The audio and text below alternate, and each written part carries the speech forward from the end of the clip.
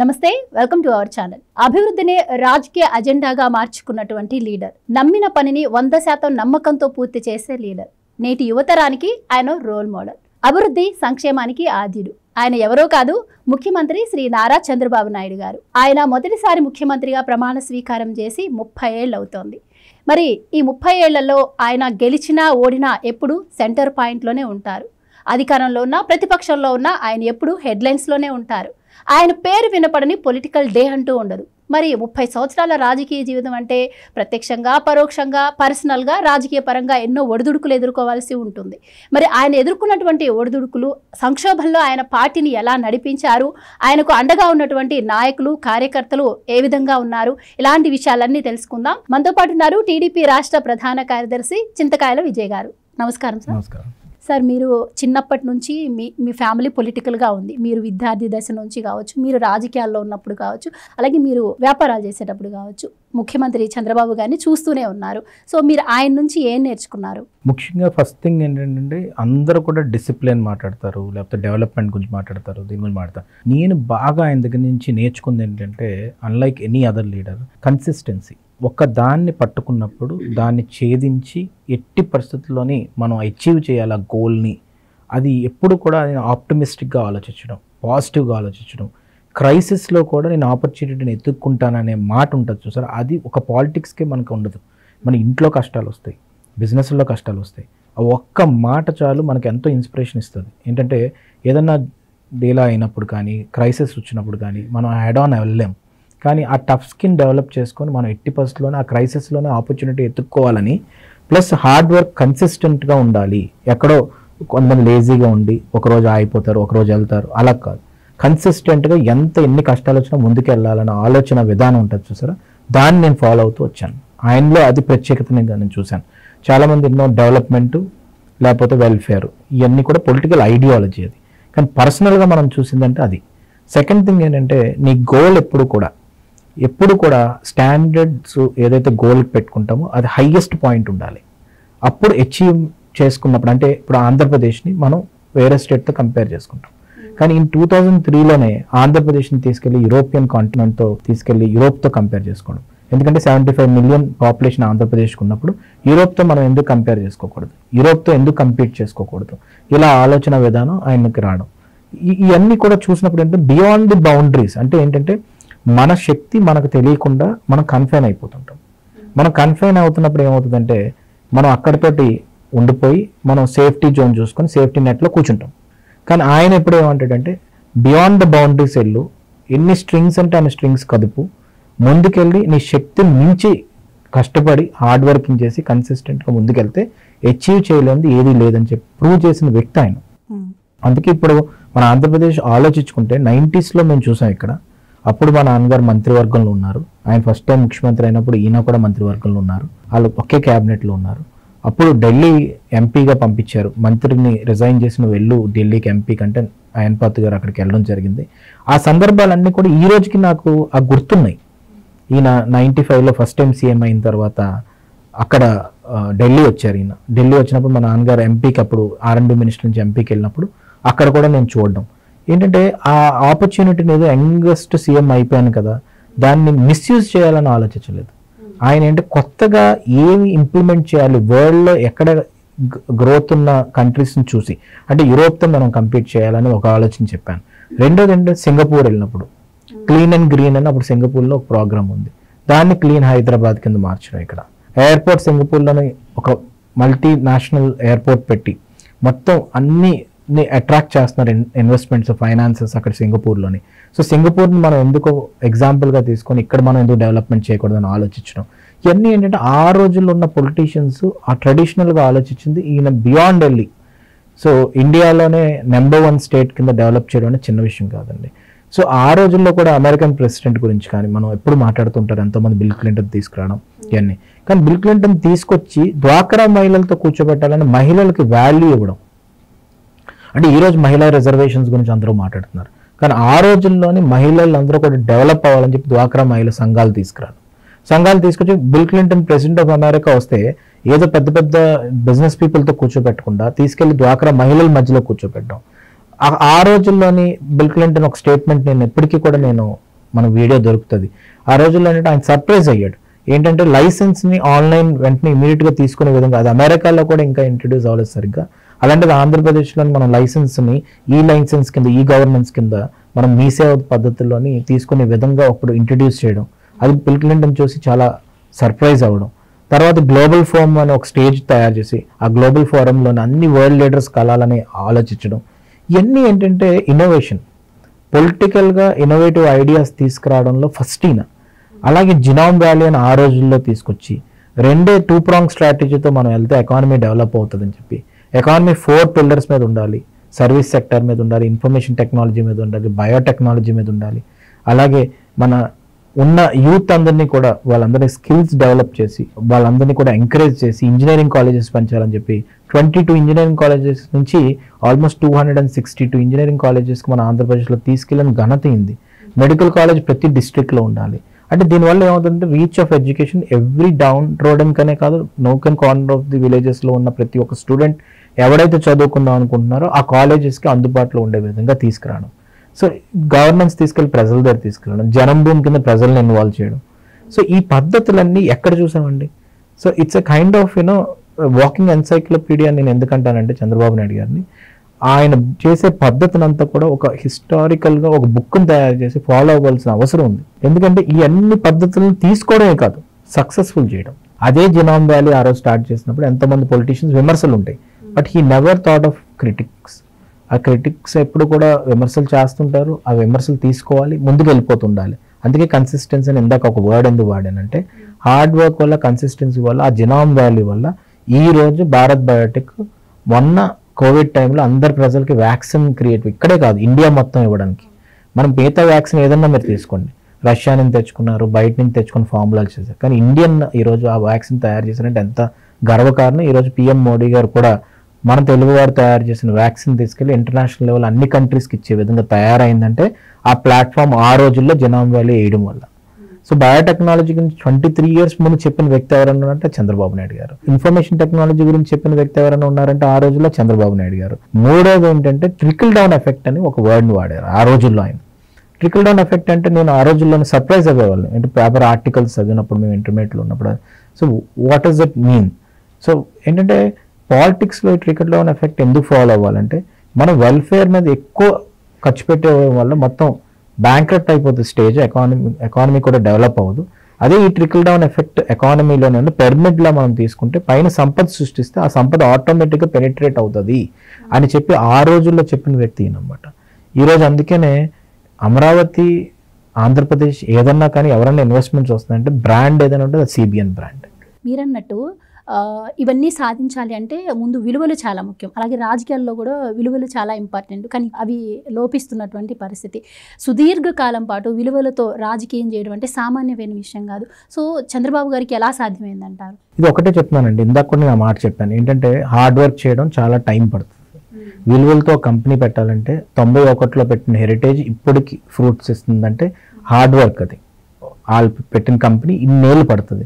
ఏదో over night సంపాదించిన అనేవాడు ఎప్పుడు కూడా దొంగకేం దొరికిపోతారు. కానీ హార్డ్ వర్క్ చేసి విలువలతోటి రాజకీయం చేయాలన్నా, విలువలతో బిజినెస్ చేయాలన్నా లాంగ్ టైం పడుతుంది. దానికి పేషెన్స్ ఉండాలి. ఆ పేషెన్స్ ఒళ్ళంతా ఆయనకు ఉంది. ఎంత పేషెన్స్ అంటేనే ముందు అసలు ఆ పేషెన్స్ తోటే ఆయన మాట్లాడతారు. ఏమి విమర్శలు జరిగినా కూడా పేషెన్స్తో ఉంటారు. టైం చూసుకుంటుంది, టైం ఆలోచిస్తుంది. అంటే విలువలు ఉంటేనే అది జరుగుతుందండి. వెంకటేశ్వర స్వామిని అత్యంత ఎక్కువ నమ్మే వ్యక్తి ఆయన. ఆయన ఆ దైవం మీద ఎక్కువ నమ్మకం ఉంది కాబట్టి ఆ రోజుల్లో నాకు ఆ బ్లాస్ట్ జరిగినప్పుడు కూడా, కార్ బ్లాస్ట్ అయినప్పుడు కూడా నేను అన్ని ఫీట్ ఎగరే కూడా, కార్ కింద పడేకి కూడా నేను బతికానంటే దేవుడి దేవాలు బతికాను. సో ఈ మొత్తం జీవితంతో నేను సమాజానికి సేవ చేయాలని ఆలోచన విధానం అది. సో ఆ వాల్యూస్తో ఎప్పుడైతే ఉన్నారనుకోండి, మొత్తం ఆ డిఎన్ఏలో వాల్యూస్ ఎప్పుడైతే ఉన్నాయో, పొలిటికల్ సినారియోలో కూడా మీరు అన్నారు చూసారు, విలువలు లేని రాజకీయం చేస్తున్నారని. లీడర్ ఎప్పుడైతే ఆ వాల్యూస్తో ఉన్నారో క్యాడర్ కూడా అదే వాల్యూస్ తోటి ముందుకెళ్తామండి. సో ఎప్పుడైతే లీడర్ ఆ వాల్యూస్తో ఉండడో క్యాడర్ మొత్తం కూడా చెడిపోతుంది, మొత్తం రూట్సే పాడైపోతాయి. కాబట్టి నేను అందుకే ఏమంటానంటే ఆ వాల్యూస్ని ఎప్పుడు పాడు చేయడం. ఆయన ఈవెన్ పార్టీలో వ్యక్తి ఎవరన్నా కానీ పాడు చేయాలని ట్రై చేసినా కానీ పార్టీ నుంచి టెర్మినేట్ చేసేస్తాడు తప్ప, ఎందుకంటే పార్టీలో ఉన్న అన్ని పాడైపోతాయి కాబట్టి, సంస్థలు అన్నీ పాడైపోతాయి కాబట్టి వెంటనే ఆ లీడర్కి వార్నింగ్ ఇస్తాడు, లేకపోతే టెర్మినేట్ అయినా చేసేస్తారు. ఎందుకంటే పార్టీ రూట్స్ కుళ్ళిపోకూడదు. సో అందుకని వాల్యూస్తో ఉండాలని ఫస్ట్ ఐడియాలజీ అయింది.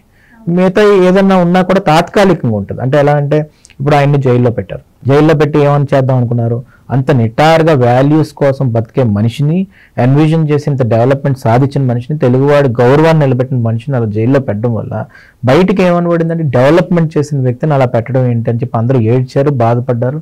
ప్రతి ఒక్కరు కొవ్వొత్తులు పట్టుకొని బయటకు రమ్మంటే ముసలి వాళ్ళు కూడా అక్కడ 90 ఏళ్ళు ఉండే వాళ్ళు కూడా బయటకు వచ్చారు. ఇక్కడ స్టేడియం మొత్తం నిండిపోయింది పక్క రాష్ట్రంలో. సో అంత క్రెడిబిలిటీ ఉంది కాబట్టి మనిషికి, అంత ట్రాన్స్పరెంట్గా పనిచేశారు కాబట్టి, అంత వాల్యూస్తో పనిచేశారు కాబట్టి ఇది జరిగింది. సో అది ఎగ్జాంపుల్గా తీసుకోవాలి, ఇన్స్పిరేషన్గా తీసుకోవాలనుకుంటాను. అండ్ ఆయన ముఖ్యమంత్రిగా అవ్వక ముందు కూడా ఆయన చాలా టీడీపీ సంక్షోభాలను ఎదుర్కొంది అంటారు. సో సంక్షోభాన్ని కూడా ఆయన అవకాశంగా మలుచుకొని ముందుకెళ్తారంటారు. ఎలా సాధ్యం అంటారు ఆయనకి? ఇప్పుడు అదే చెప్తున్నానండి. ఇప్పుడు ఏంటంటే స్టేట్ డివైడ్ అయిపోయింది. స్టేట్ డివైడ్ అయిపోయిందంటే మనకి రాజధాని లేదు, ఏమీ లేదు అని మనం పెసిమిస్టిక్గా ఆలోచించుకొని ఇంట్లో కూర్చుంటే ఏం జరగదు.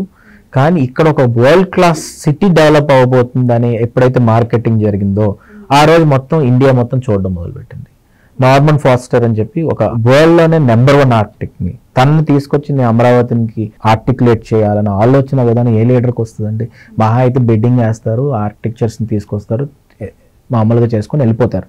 కానీ ఆ రోజుల్లో హైటెక్ సిటీ కట్టినప్పుడు ఎల్ఎన్టీ వాడికి ఏ ఆర్కిటెక్చర్ ప్లాన్ చూపెట్టు, డిజైన్ చూపెట్టు, ఫేజ్ 2 ఎలా ఉంటుందో డిజైన్ చూపెట్టు, ఇక్కడ మనకి నోవోటెల్ మొత్తం ఏదైతే ఉందో అవన్నీ కూడా డిజైన్స్ చూడడం. అంటే ఒక సీఎం అంత ఇన్వాల్వ్ అవ్వరండి.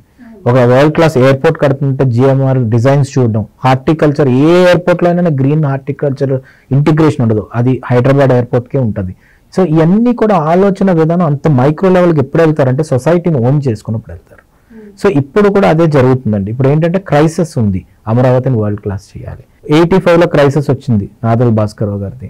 ఎన్టీ రామారావు గారు చాలా ఫీల్ అయిపోయి కుంగిపోతున్న సమయంలో ఎందుకు వంగిపోవాలి? మీకు ఫేస్ వాల్యూ ఉంది, మీకు ఒక ఓరా ఉంది, మీకు ఒక చరిష్మా ఉంది, మీరు ఢిల్లీ వెళ్ళి మాట్లాడే శక్తి ఉంది. మొత్తం అందరు పార్టీస్ని ఒకటి చేసి ఎక్స్పోజ్ చేస్తే మీడియాకి మనకి తల వంచుతారు తప్ప, తెలుగువాడికి తల వంచుతారు తప్ప మనం ఎందుకు తల వంచాలని చెప్పి మీరు అది హిస్టారికల్ ఇన్సిడెంట్ ఏంటంటే 1 monthలో ఇందిరాగాంధీ గారితో గొడవ పెట్టుకొని 1 monthలో మళ్ళీ సీఎం అవ్వాలంటే కష్టం. అలాంటి 1 monthలో మళ్ళీ సీఎం అయ్యాడు ఆయన. సో ఆ వెనకాల పార్టీ యంత్రాంగాన్ని నడిపించే విధంగా మెయిన్ పాత్ర వహించి ఆ కాన్ఫిడెన్సే కదండి ఈయన కూడా సీఎం అవ్వడానికి ఉపయోగపడింది. అవును. అయితే గతంలో 2020 విజన్ అన్నప్పుడు చాలామంది ఎగతాళిగా మాట్లాడారు. ఇప్పుడు 2047 విజన్ అంటున్నారు. అంటే అప్పటి బెనిఫిట్స్ ఏంటి అని చూసిన వాళ్ళు కూడా ఇప్పుడు మళ్ళీ అదే రకమైన కమెంట్స్ చేస్తూ ఉన్నారు. అయినా బాబు గారు పట్టించుకోకుండా ముందుకెళ్తున్న పరిస్థితి, ఇది సాధ్యమయ్యే పని అంటారా మీ ఉద్దేశం? అంటే నేను అందుకే అంటానండి, ఇప్పుడు ఒక్కటి మొత్తం వరల్డ్ అయితే ఆలోచిస్తుందో ఆయన ముందే ఆలోచించడం మొదలు పెడతాడు. ఆయన ఐడియాలజీ అలాంటిది. ఇప్పుడు ఎవరు ఏదో అనుకుంటారని పట్టించుకోకుండా ఉంటే ఈరోజు వ్యాక్సిన్ రాదు కదా. జెనోమ్ వ్యాలీ పెట్టడం వల్ల మన కోవిడ్ టైంలో భారత్ బయోటెక్ వ్యాక్సిన్ తయారు చేసింది. ఆ రోజు 3500 ఎకరాలు ఎయిర్పోర్ట్కి అక్విజిషన్ చేసినప్పుడు దీనికి 1000 ఎకరాలు సరిపోదు కదా, నీకు 3500 ఎకరాలు ఎందుకు అన్నారు. ఈరోజు ఎక్స్పాన్షన్ చేయడానికి వస్తున్నారు. రోజు ట్రాఫిక్ పెరిగిపోతుంది, ఫ్లైట్స్ పెరిగిపోతున్నాయి. మోస్ట్ బిజియెస్ట్ ఎయిర్పోర్ట్ కింద హైదరాబాద్ అయిపోయింది. ఇప్పుడు ఏరో సిటీ కూడా కట్టేస్తున్నారు 5 స్టార్ హోటల్స్ తోటి. అంటే 25 years ముందు ఈ ఎయిర్పోర్ట్ ఇలా అవుతుందని ఆలోచించే శక్తి ఆయనకు ఉన్నది కాబట్టి, ఆ ఇన్స్టిట్యూషన్ ఉండేది కాబట్టి కదా ఈరోజు ఎయిర్పోర్ట్ ఇలా అయింది. ఈరోజు రింగ్ రోడ్ గురించి ఆ రోజు ఆలోచించారు ఆయన. పెద్ద రింగ్ రోడ్స్ ఉండాలి, వైడెడ్ రోడ్స్ ఉండాలి. ఆ ఇండియాలో ఎంత వైడ్ ఉన్న రోడ్స్ ఎక్కడ ఉన్నాయి, ఎందుకు అంత అవసరం ఏంటన్నారు. ఈరోజు రింగ్ రోడ్ రావడం వల్ల మొత్తం హైదరాబాద్ కనెక్టివిటీ పెరిగిపోయి ఇప్పుడు ఇన్నర్ రింగ్ రోడ్ గురించి మాట్లాడుతున్నారు. అంటే ఆయన ఇండియా ఏదైతే ఫ్యూచర్ మనం ఆలోచించే శక్తి మన దగ్గర లేదు, కానీ ఆయనకు ఉంది. సో కాబట్టి అలాంటి లీడర్ని మనం బ్లైండ్గా నమ్మడానికి ఇన్ని ఎగ్జాంపుల్స్ కంటే ఇంకేం ఎగ్జాంపుల్స్ కావాలి. ఇప్పుడు ఆ రోజు ఆయన రోడ్ వైడనింగ్ చేస్తున్నప్పుడు నాకు చాలాసార్లు ఒక ఎగ్జాంపుల్ చెప్తారు. ఇక్కడ లోకల్గా ఉన్న ఎమ్మెల్యే గారు కానీ వాళ్ళందరూ కూడా ధర్నాలు చేశారని. కానీ ఈరోజు ఆ రోడ్ వైడనింగ్ వల్ల మెట్రో రావడం కానీ, లేకపోతే రోడ్ వైడనింగ్ జరగడం హైదరాబాద్ డెవలప్ అవ్వడం కానీ జరుగుతున్నాయి. సో ఈరోజు నియోపోలిస్ గురించి మాట్లాడుతున్నారు హైదరాబాద్లోనే. ఆయన ఫైనాన్షియల్ డిస్ట్రిక్ట్ని ఎక్స్పాండ్ చేయడం వల్లే కదా ఈరోజు ఎకరం 100 కోట్లు అయింది ఇక్కడ. సో ఈరోజు రైతులు ఎందుకంటే అసలు ఇండియాలో ఎక్కడైనా జరిగిందండి. మొన్న ఒక ఇండస్ట్రియలిస్ట్ అంటున్నాడు, ఢిల్లీలో ల్యాండ్ అక్విజిషన్ చేయాలంటే ఒప్పించలేక చచ్చిపోతున్నాం, ల్యాండ్కి ఎంత డబ్బులు కావాలని అడుగుతారు. ఇక్కడ డబ్బులు ఇవ్వకుండా ల్యాండ్ ఇవ్వడం అనేది అసలు ఎక్కడ ఇప్పటికొచ్చి జరగలేదు. సో ఎన్ఆర్ఈజిఎస్ స్కీమ్లో కూడా కన్వర్జెన్స్ అనే పద్ధతి పెట్టి విలేజెస్లో పంచాయతీరాజ్ బిల్డింగ్లు కట్టాలని ఒక విజన్, అది ఇండియా ఎక్కడ ఆలోచించలేదు. సో రివర్స్ కనెక్ట్ చేయాలని అందరూ ఏదో ఊరికే అంటుంటారు, చైనాలో కనెక్ట్ చేశారట అంటారు, కానీ ఇక్కడ పట్టిసీమ నిర్మించి మళ్ళీ రాయలసీమ వాటర్ తీసుకెళ్ళడం, ఇవన్నీ ఏంటంటే అండి ఒక విజనరీగా సాధ్యం అవుతుంది. ఆ ఇంప్లిమెంట్ చేసే కెపాసిటీ ఇంకొకరికి ఉంది. అందుకని అంత గుడ్డుగా మనం అబ్జర్వ్ చేస్తే క్వాంటమ్ వ్యాలీ అన్నారు. అసలు క్వాంటమ్ వ్యాలీ గురించి మాట్లాడాలంటే చాలా గట్స్ ఉండాలి. ఎందుకంటే ఈరోజు మనకి చైనాలోని క్వాంటమ్ కంప్యూటర్ తయారు చేశారు, మళ్ళీ ఇండియాలో ఒకళ్ళు తయారు చేశారు. ఇలా కొన్ని we hardly listening about this quantum technology. కానీ క్వాంటమ్ వ్యాలీ చేసి దాన్ని ఒక ప్లాట్ఫామ్ ఇచ్చి ఎవరు క్వాంటమ్ కంప్యూటర్ టెక్నాలజీకి సంబంధించిన ఏం ఆలోచించాలన్నా ఇక్కడికి వచ్చి చేయండి, R&D చేయండి. ఎందుకంటే ఆ టెక్నాలజీ వస్తే రేపు చాలా ఈజీ అయిపోద్ది. ఈవెన్ మెడిసిన్స్ దాంట్లో కానీ ప్రతి ఒక్క పర్స్పెక్టివ్లో ప్రతి ఒక్క రంగంలో కూడా ఈ క్వాంటమ్ టెక్నాలజీ చాలా కాంట్రిబ్యూట్ చేస్తుంది అని చెప్పి ఆలోచించి ఇప్పుడే విజన్ చెప్తున్నాడు ఆయన. సో ఒకసారి ఆల్రెడీ చేసిన వ్యక్తి again he can do actually. So దానికి మనం సహకరించాలనేది నా ఉద్దేశం. దానికి ఏముంటుంది, కన్సిస్టెన్సీ ఆయన పద్ధతిలోనే కాదు, ప్రజలు కూడా కన్సిస్టెంట్గా అలాంటి వ్యక్తిని గెలిపించుకోవడం వల్ల ఏముందంటే ఒక గుడ్ గవర్నెన్స్ అనేది ఏర్పడుతుంది. అంటే ఇప్పుడు ప్రస్తుతం ఆంధ్రప్రదేశ్ ఉన్న పరిస్థితిలో ఈ రకమైన డెవలప్మెంట్ బర్డెన్ అవుతుంది ఆంధ్రప్రదేశ్కి. ఇది చాలా అంటే వెంకయ్యనాయుడు గారు కూడా ఒక మాట అన్నారు కదా, నేను దూరదృష్టితో ఆలోచిస్తారు, అది వర్కౌట్ అయ్యే పని కాదు అన్నట్టు మాట్లాడారు. సో ఎలా చూడొచ్చు, అంటే బర్డెన్ అవుతుంది అనుకోవచ్చా? ఈరోజు ఒకటే అండి, ఆయన ఏంటంటే ఇలాంటి సమయంలో చంద్రబాబు నాయుడు గారు మనందరం ఆయన మీద డిపెండ్ అయి ఉన్నాం. ఈరోజు ఓపెన్గా చెప్పాలంటే ఆయన లేకపోతే బ్రాండ్ ఏదండి ఆంధ్రప్రదేశ్కి? బ్రాండ్ అసలు ఎవరో ఇన్వెస్టర్ పెట్టడానికి ఏంటి బ్రాండ్ ఆంధ్రప్రదేశ్కి? CBN is only the brand for Andhra. పెట్టుబడులను ఆకర్షించడంలో ఆయన ప్రత్యేకత ఏంటంటారు? నేనేమంటానంటే ఆయన ఒక హెల్దీ ఎకోసిస్టమ్ కానీ ఇండస్ట్రియలిస్టులకి ఇస్తేనే ఇండస్ట్రీస్ అనేది వస్తుందండి. అంటే ఏంటి హెల్దీ ఎకోసిస్టమ్ అంటే యాడ్ స్టేషన్స్ జరగకుండా కాపాడే వ్యక్తి. ఇప్పుడు ఒక సాఫ్ట్వేర్ కంపెనీ పెట్టారు, నైట్ మార్నింగ్ వాళ్ళ జాబులు కానీ వాళ్ళు చేసే పద్ధతులు కానీ కంపెనీకి కానీ మొత్తం డిస్టర్బెన్స్ క్రియేట్ చేస్తున్నారు అనుకోండి, వాళ్ళకి సంబంధించిన మొత్తం ఫైనాన్షియల్స్ అన్ని డౌన్ అయిపోతాయి. ఇప్పుడు ఇక్కడ జెనామ్ వ్యాలీ పెట్టారు, ఆ బయోటెక్నాలజీ తీసుకొని ఎన్నో కంపెనీస్ ఎస్టాబ్లిష్ చేస్తున్నాడు, కరెంట్ సబ్సిడీలకు ఇస్తానని మాట తప్పారు అనుకోండి లీడర్, అది ఊరికే పోతుంది. ఆ రోజుల్లో యూసఫ్గూడలో ఒక సబ్స్టేషన్ ఆటోమేషన్ చేసి ఇండస్ట్రీస్ అన్నిటికి కూడా మంచిగా క్వాలిటీ కరెంట్ ఇవ్వాలి, ప్రజలకు క్వాలిటీ కరెంట్ ఇవ్వాలని ఒక ఇన్విజన్తో ఇక్కడ తయారు చేస్తే అది ఇప్పుడు సక్సెస్ అయింది. ఈ విధంగా వచ్చిన ఇండస్ట్రీస్కి సరైన హెల్దీ ఎకో సిస్టమ్ మనం డెవలప్ చేయకపోతే, అంటే ఫర్ ఎగ్జాంపుల్ చెప్తాను, GMR SEZ ఉండేది కాకినాడలో, అది SEZ ఎందుకు పెడతారు, స్పెషల్ ఎకనామిక్ జోన్ అని పెట్టి ఇండస్ట్రీస్ని తీసుకురావడానికి పెడతారు. SEZ నేను లాక్కోవాలని ఆలోచించే లీడర్ ఉంటే, కాకినాడ పోర్ట్ ఉంది, వాళ్ళు సరిగ్గా చేస్తున్నప్పుడు నేను లాక్కోవాలని ఆలోచిస్తే, బే పార్క్ ఉంది, ఇన్ఫినిటీ పూల్ పెట్టి మంచి హెల్త్ సెంటర్ పెట్టారు ఆయన, పెట్టి అక్కడ క్లిన్జింగ్ ప్రాసెస్ ఇవన్నీ పెడితే వరల్డ్ అంతా అట్రాక్ట్ చేసే సమయంలో నాకు అది నచ్చింది నేను లాక్కోవాలని ఆలోచిస్తే, సో అలాంటి లీడర్షిప్ ఉన్నప్పుడు థ్రెటనింగ్ అవుతుంది, డిక్టేటర్షిప్ రూల్ అవుతుంది. అలాంటి దగ్గరికి ఇండస్ట్రీస్ ఎందుకు వెళ్తాయండి? సో కాబట్టి బాబు గారికి ఆ క్రెడిబిలిటీ ఉంది. కాబట్టి if he gives a word ఏదైనా కానీ మనకి ఇస్తే ఆ క్రెడిబిలిటీ ఆ ట్రాన్స్పరెన్సీ ఉంది కాబట్టి ఆయన ప్లాట్ఫామ్ మనకు ఏర్పరచగలరు. ఎందుకు, పాస్ట్లో మనం అబ్జర్వ్ చేస్తే ISP బొంబాయికి వెళ్ళిపోతుంటే ISBని తీసుకొచ్చి హైదరాబాద్లో పెట్టాలని చెప్పి ఆలోచన విధానం తీసుకొచ్చి ల్యాండ్ చూపెట్టి ఎయిర్పోర్ట్లో వెల్కమ్ చేయడానికి ఆ టీం దగ్గరికి వెళ్ళి వెల్కమ్ చేసి ISBని పెట్టించి అక్కడ ఎకో సిస్టమ్ మంచిగా తయారు చేశారు. బిల్ గేట్స్ని తీసుకొచ్చి ఆయనకి ఎక్స్ప్లెయిన్ చేసి ఇండియాలోనే ఫస్ట్ బిజినెస్ సెంటర్ హైదరాబాద్లో పెట్టండి నేను చూసుకుంటానని చెప్పి ఆయనకి కాన్ఫిడెన్స్ ఇచ్చి చేశారు. అలాగే మనకి ఇన్ఫోసిస్ సెంటర్ నారాయణమూర్తి గారు ఇక్కడ పెట్టడానికి తీసుకొచ్చారు. మళ్ళీ ఆధ్యాత్మికంగా చూసుకుంటే మనకి దీది ఉంటారు, మనకి సిస్టర్స్, వాళ్ళకి సంబంధించిన ఆధ్యాత్మికంగా ఆ సెంటర్ని డెవలప్ చేశారు. స్పోర్ట్స్ పరంగా చూసుకుంటే అక్కడ బ్యాడ్మింటన్ సెంటర్. సో ఈ రోజుకి కూడా వాళ్ళకి ఎవరికైనా కంప్లైంట్స్ ఉన్నాయండి? ఈ రోజుకి వాళ్ళు ఏమంటారు, ఆ రోజు ఆయన చెప్పారు మేము వచ్చామని. ఈ రోజు GMR గారు మొన్న ఇంటర్వ్యూలో ఏమంటున్నారు, ఆయన ఆ రోజు ఆలోచించాడు ఆ హార్టికల్చర్ని ఇంటిగ్రేట్ చేసి గ్రీన్ ఎయిర్పోర్ట్ తయారు చేయాలని, ఈ రోజు జరిగిందన్న. సో ఆ క్రెడిబిలిటీయే బ్రాండ్. సో ఆ బ్రాండ్ ఉండే మనిషి ఉంటేనే ఇండస్ట్రీస్ వస్తాయి. ఎందుకు సింగపూర్ వెళ్తారంటే ఆ రోజు ఆ ప్రైమ్ మినిస్టర్ లీ అని ఎవరైతే ఉన్నారో ఆయన ఒక హెల్దీ ఎకో సిస్టమ్ తయారు చేశాడు కాబట్టి సింగపూర్ వెళ్ళారు అందరు కంపెనీస్. సేమ్ సిమిలర్గా ఆంధ్రప్రదేశ్ వచ్చింది దానికి. టాటా ఎందుకు కలకత్తా నుంచి గుజరాత్ వచ్చిందంటే కలకత్తాలో యాడ్ స్టేషన్స్ జరిగాయి కాబట్టి గుజరాత్ వచ్చింది. సో ఈరోజు లోకేష్ గారు ఏం మాట ఇస్తున్నారు, మీరు వైజాగ్ రండి, ఎక్కడికైనా రండి, 90 పైసాకి ల్యాండ్ ఇస్తాను, నీకు సబ్సిడీస్ ఇస్తాను. ఎందుకంటే అవి వస్తే ఇప్పుడు ఏమవుతుందంటే పర్ క్యాపిటల్ ఇన్కమ్ ప్రతి సిటిజన్కి పెరుగుతుంది. మనకి ఎవరికి తెలియదు ఏంటంటే ఈ పోర్ట్స్ ఉండడం వల్ల, ఈ స్టీల్ ప్లాంట్స్ ఇవన్నీ ఉండడం వల్ల వైజాగ్ గాజువాకలో ఉన్న ఒక మనిషి పర్ క్యాపిటల్ ఇన్కమ్ ఆంధ్రప్రదేశ్లో ఉన్న అందరికంటే ఎక్కువ. సో ఆ పర్ క్యాపిటల్ ఇన్కమ్ ఎప్పుడైతే పెరుగుతుందో షాపింగ్ మాల్స్ వచ్చినప్పుడు వాళ్ళు కొంటారు, వాళ్ళకి సంబంధించిన జిఎస్టీస్ కడతారు, లేకపోతే కంపెనీస్ జిఎస్టీస్ కడతాయి, వీళ్ళు ట్యాక్సులు కడుతుంటారు. ఆ విధంగా మన ఎకానమీ పెరుగుతుంది. సో ఇవన్నీ ఇంటర్లింక్డ్ కదండి.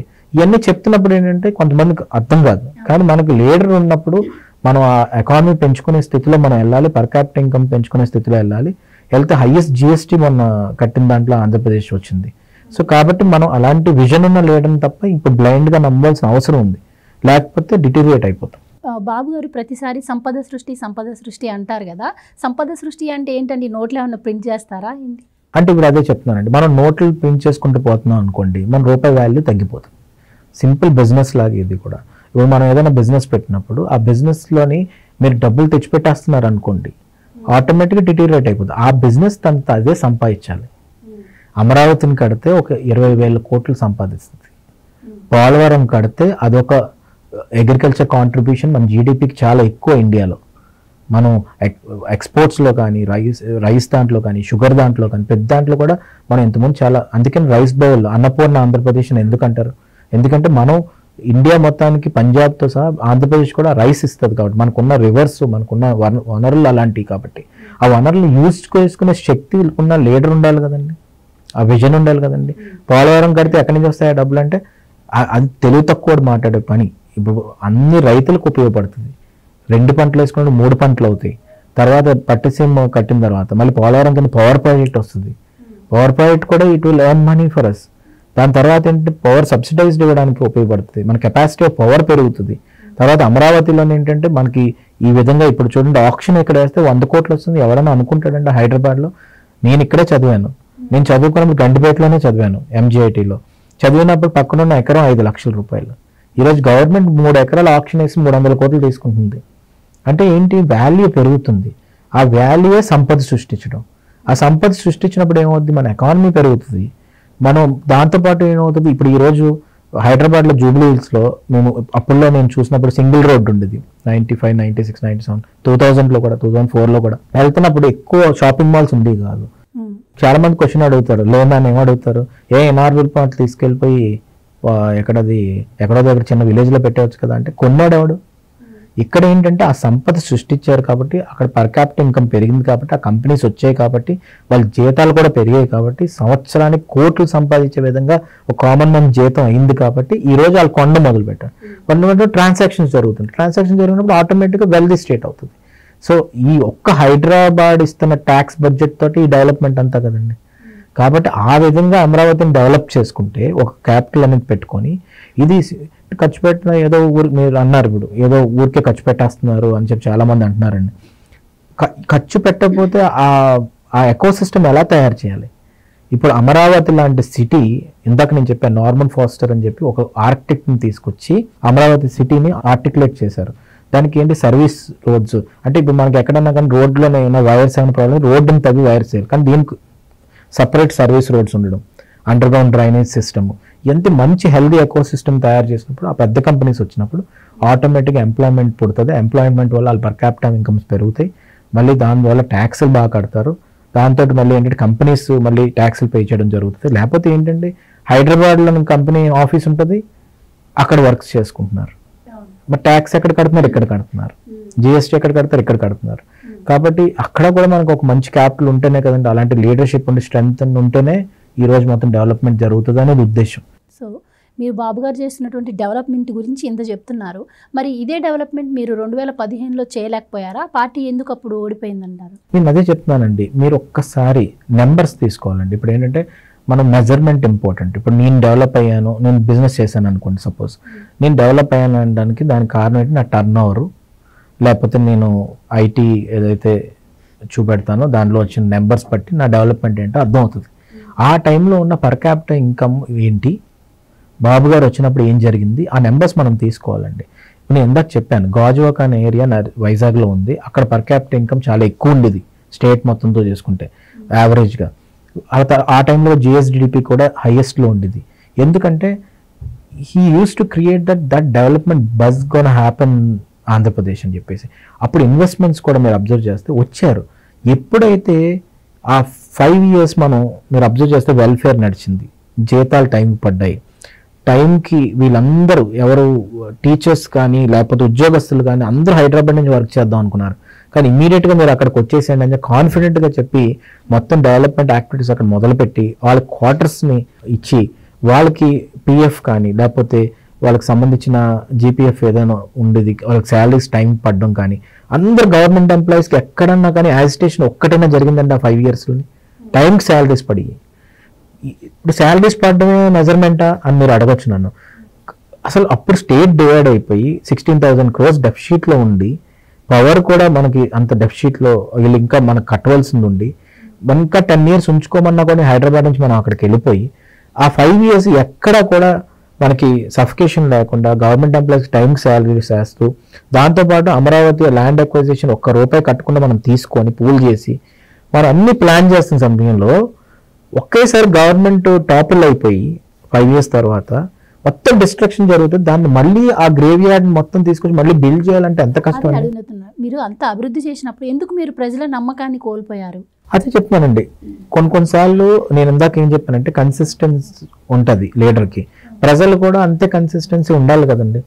ఏమైంది, ఒక ఛాన్స్, ఓకే ఈ అబ్బాయికి మనం ఛాన్స్ ఇవ్వలేదు, తను ఏదో ఒక ఛాన్స్ అడుగుతున్నాడు, వాళ్ళ సిస్టర్ ఏడ్చారు, వాళ్ళ మదర్ ఏడ్చారు, మరి వాళ్ళందరూ ఎవరండి ఈరోజు? సో అది టెంపరీ బ్లాక్.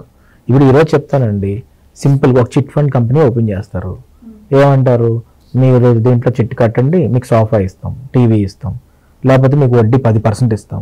ఎంతమంది మోసపోవట్లేదండి? కానీ ఆ 7 days 10 days ఆ చిట్ ఫండ్ ఎత్తేస్తాడు వాడు. ఎత్తేసిన తర్వాత 20 days తర్వాత వచ్చి మేము తప్పు చేసాం బాబు, మరి ఆ రోజు ఎందుకు చెప్పలేదు మీరు వెళ్ళి ఇన్వెస్ట్ చేసినప్పుడు అని అడిగితే, ఆ రోజు ఏంటంటే మేమే సంపాదించుకోవాలనే స్వార్థం ఉంటుంది కాబట్టి వాళ్ళకి. ఆ 10 lakhs పాపం అప్పు చేసి ఏదో చేసి కట్టేస్తారు. ఆ 1 week 2 weeks తర్వాత చిట్ ఫండ్ కంపెనీ ఎత్తేసిన తర్వాత మోసపోయామని వస్తారు. సేమ్ జరిగింది ఇది. ఏంటది, ఆ రోజు తను యంగ్స్టర్లా బిల్డప్ ఇవ్వడం, నేను ఏదో చేస్తానని నమ్మకం కల్పించడానికి ఒక బబుల్ క్రియేట్ చేయడం, చెల్లి తల్లి అందరూ రోడ్డు మీదకి రావడం, ఇవన్నీ చూసి ఎందుకు తనకి ఇవ్వకూడదు, వైఎస్ రాజశేఖర రెడ్డి గారి తర్వాత ఒకసారి ఇవ్వచ్చు కదా ఇచ్చిన తర్వాత 5 years అసలు నానా నరకం చూశారు. చూసిన తర్వాత ఏంటి నరకం అంటున్నానంటే, బేసిక్ థింగ్ ఒకరికి ఫోన్ చేయాలంటే వాట్సాప్లో చేయవలసి వచ్చింది, నార్మల్ కాల్ కూడా చేసుకునే పరిస్థితి ఉండేది కాదు. అంత సఫికేషన్ ఇచ్చారు. టీచర్స్ రోడ్డు మీదకి వచ్చారు. వైన్ షాప్ దగ్గర టీచర్ పెట్టడం ఇండియాలో ఎక్కడని చూసామండి? అనకాపల్లిలో వైన్ షాప్ దగ్గర టీచర్ పెట్టారు కాపలాకి. డాక్టర్ మాస్క్ అడిగితే రోడ్డు మీద పడేస్తుంటే ఏముంది, ఒక డాక్టర్ అరిశారు అనుకోండి, పిలుస్తాం, ఏమయ్యా నీ కష్టం ఏంటని అడగడమే లీడర్ బాధ్యత. కొంతమంది ముఖ్యమంత్రులు అయితే మొహం మీద అడిగారు, కొంతమంది ముఖ్యమంత్రులు అయితే అంటే ఎన్టీ రామారావు గారిని అయితే బట్టలు కూడా చింపడానికి కొంత ఎంప్లాయీస్ ప్రయత్నించారు ఒక యాజ్ స్టేషన్లో. అయినా ఆయన ఏంటంటే పేషెన్స్ తోటి వాళ్ళు పాపం ఏదో తొందరపడి చేస్తుంటారు అని వదిలేస్తారు. కానీ హ్యుమానిటేరియన్ కౌన్సిల్ ఏమాత్రం కూడా ఆలోచించకుండా వాళ్ళు రోడ్డు మీద పడిచి నరకం చూపెట్టారు. అవన్నీ ఊరికెందుకు పోతాయండి? సో ఈరోజు తెలుసుకున్నారు అది. దానికి ఏం చేస్తున్నారు, స్ట్రెంగ్తన్ చేసుకోవాలి, లేకపోతే మన స్టేట్కి ఇంకా ఫ్యూచర్ ఉండదు అని ప్రజలు డిసైడ్ అయ్యారు. ఇప్పటికి ఆ 5 years ఎందుకు జరిగాయంటే ఆ ఒక్కరోజు వల్లే జరుగుతాయి కదండి. 2-3 సార్లు రీకాల్ చేయరు కదా ఎలక్షన్. ఆ ఒక్కరోజుకి ఆ డ్రామా అవుతుంది. ప్రజలు వదిలేసండి. ఇప్పుడు వాళ్ళ సిస్టర్కే తెలిసి వచ్చింది కదా, అంటే ఇంకా జనాలు ఎంత మాత్రం. సో ఇవన్నీ కూడా ఏంటంటే పాలిటిక్స్లో కొన్ని జరుగుతాయి, కొన్ని ముఖ్యమంత్రులు వస్తారు పోతారు. కానీ నేను అంటుందంటే ఇలాంటి వ్యక్తిత్వం కలిగిన వ్యక్తిని మాత్రం మనం వదులుకోకూడదు, కంటిన్యూ చేసుకోవాలనేది నా ఉద్దేశం. అండ్ మీరు అన్నారు ప్రజలందరూ కూడా జగన్మోహన్ రెడ్డి గారిని గమనించి ఓడించారు అని చెప్పి, కానీ మమ్మల్ని అన్నారు ఇప్పుడు వీళ్ళు చేస్తున్నది అంటే సంక్షేమం అని చెప్పి సరిగ్గా అమలు చేయట్లేదు, అభివృద్ధి పేరుతో దోచుకుంటున్నారు, సంపద సృష్టి అని చెప్పి నాటకాలు ఆడుతున్నారు అని చెప్పి వాళ్ళు ప్రచారం చేస్తున్నారు.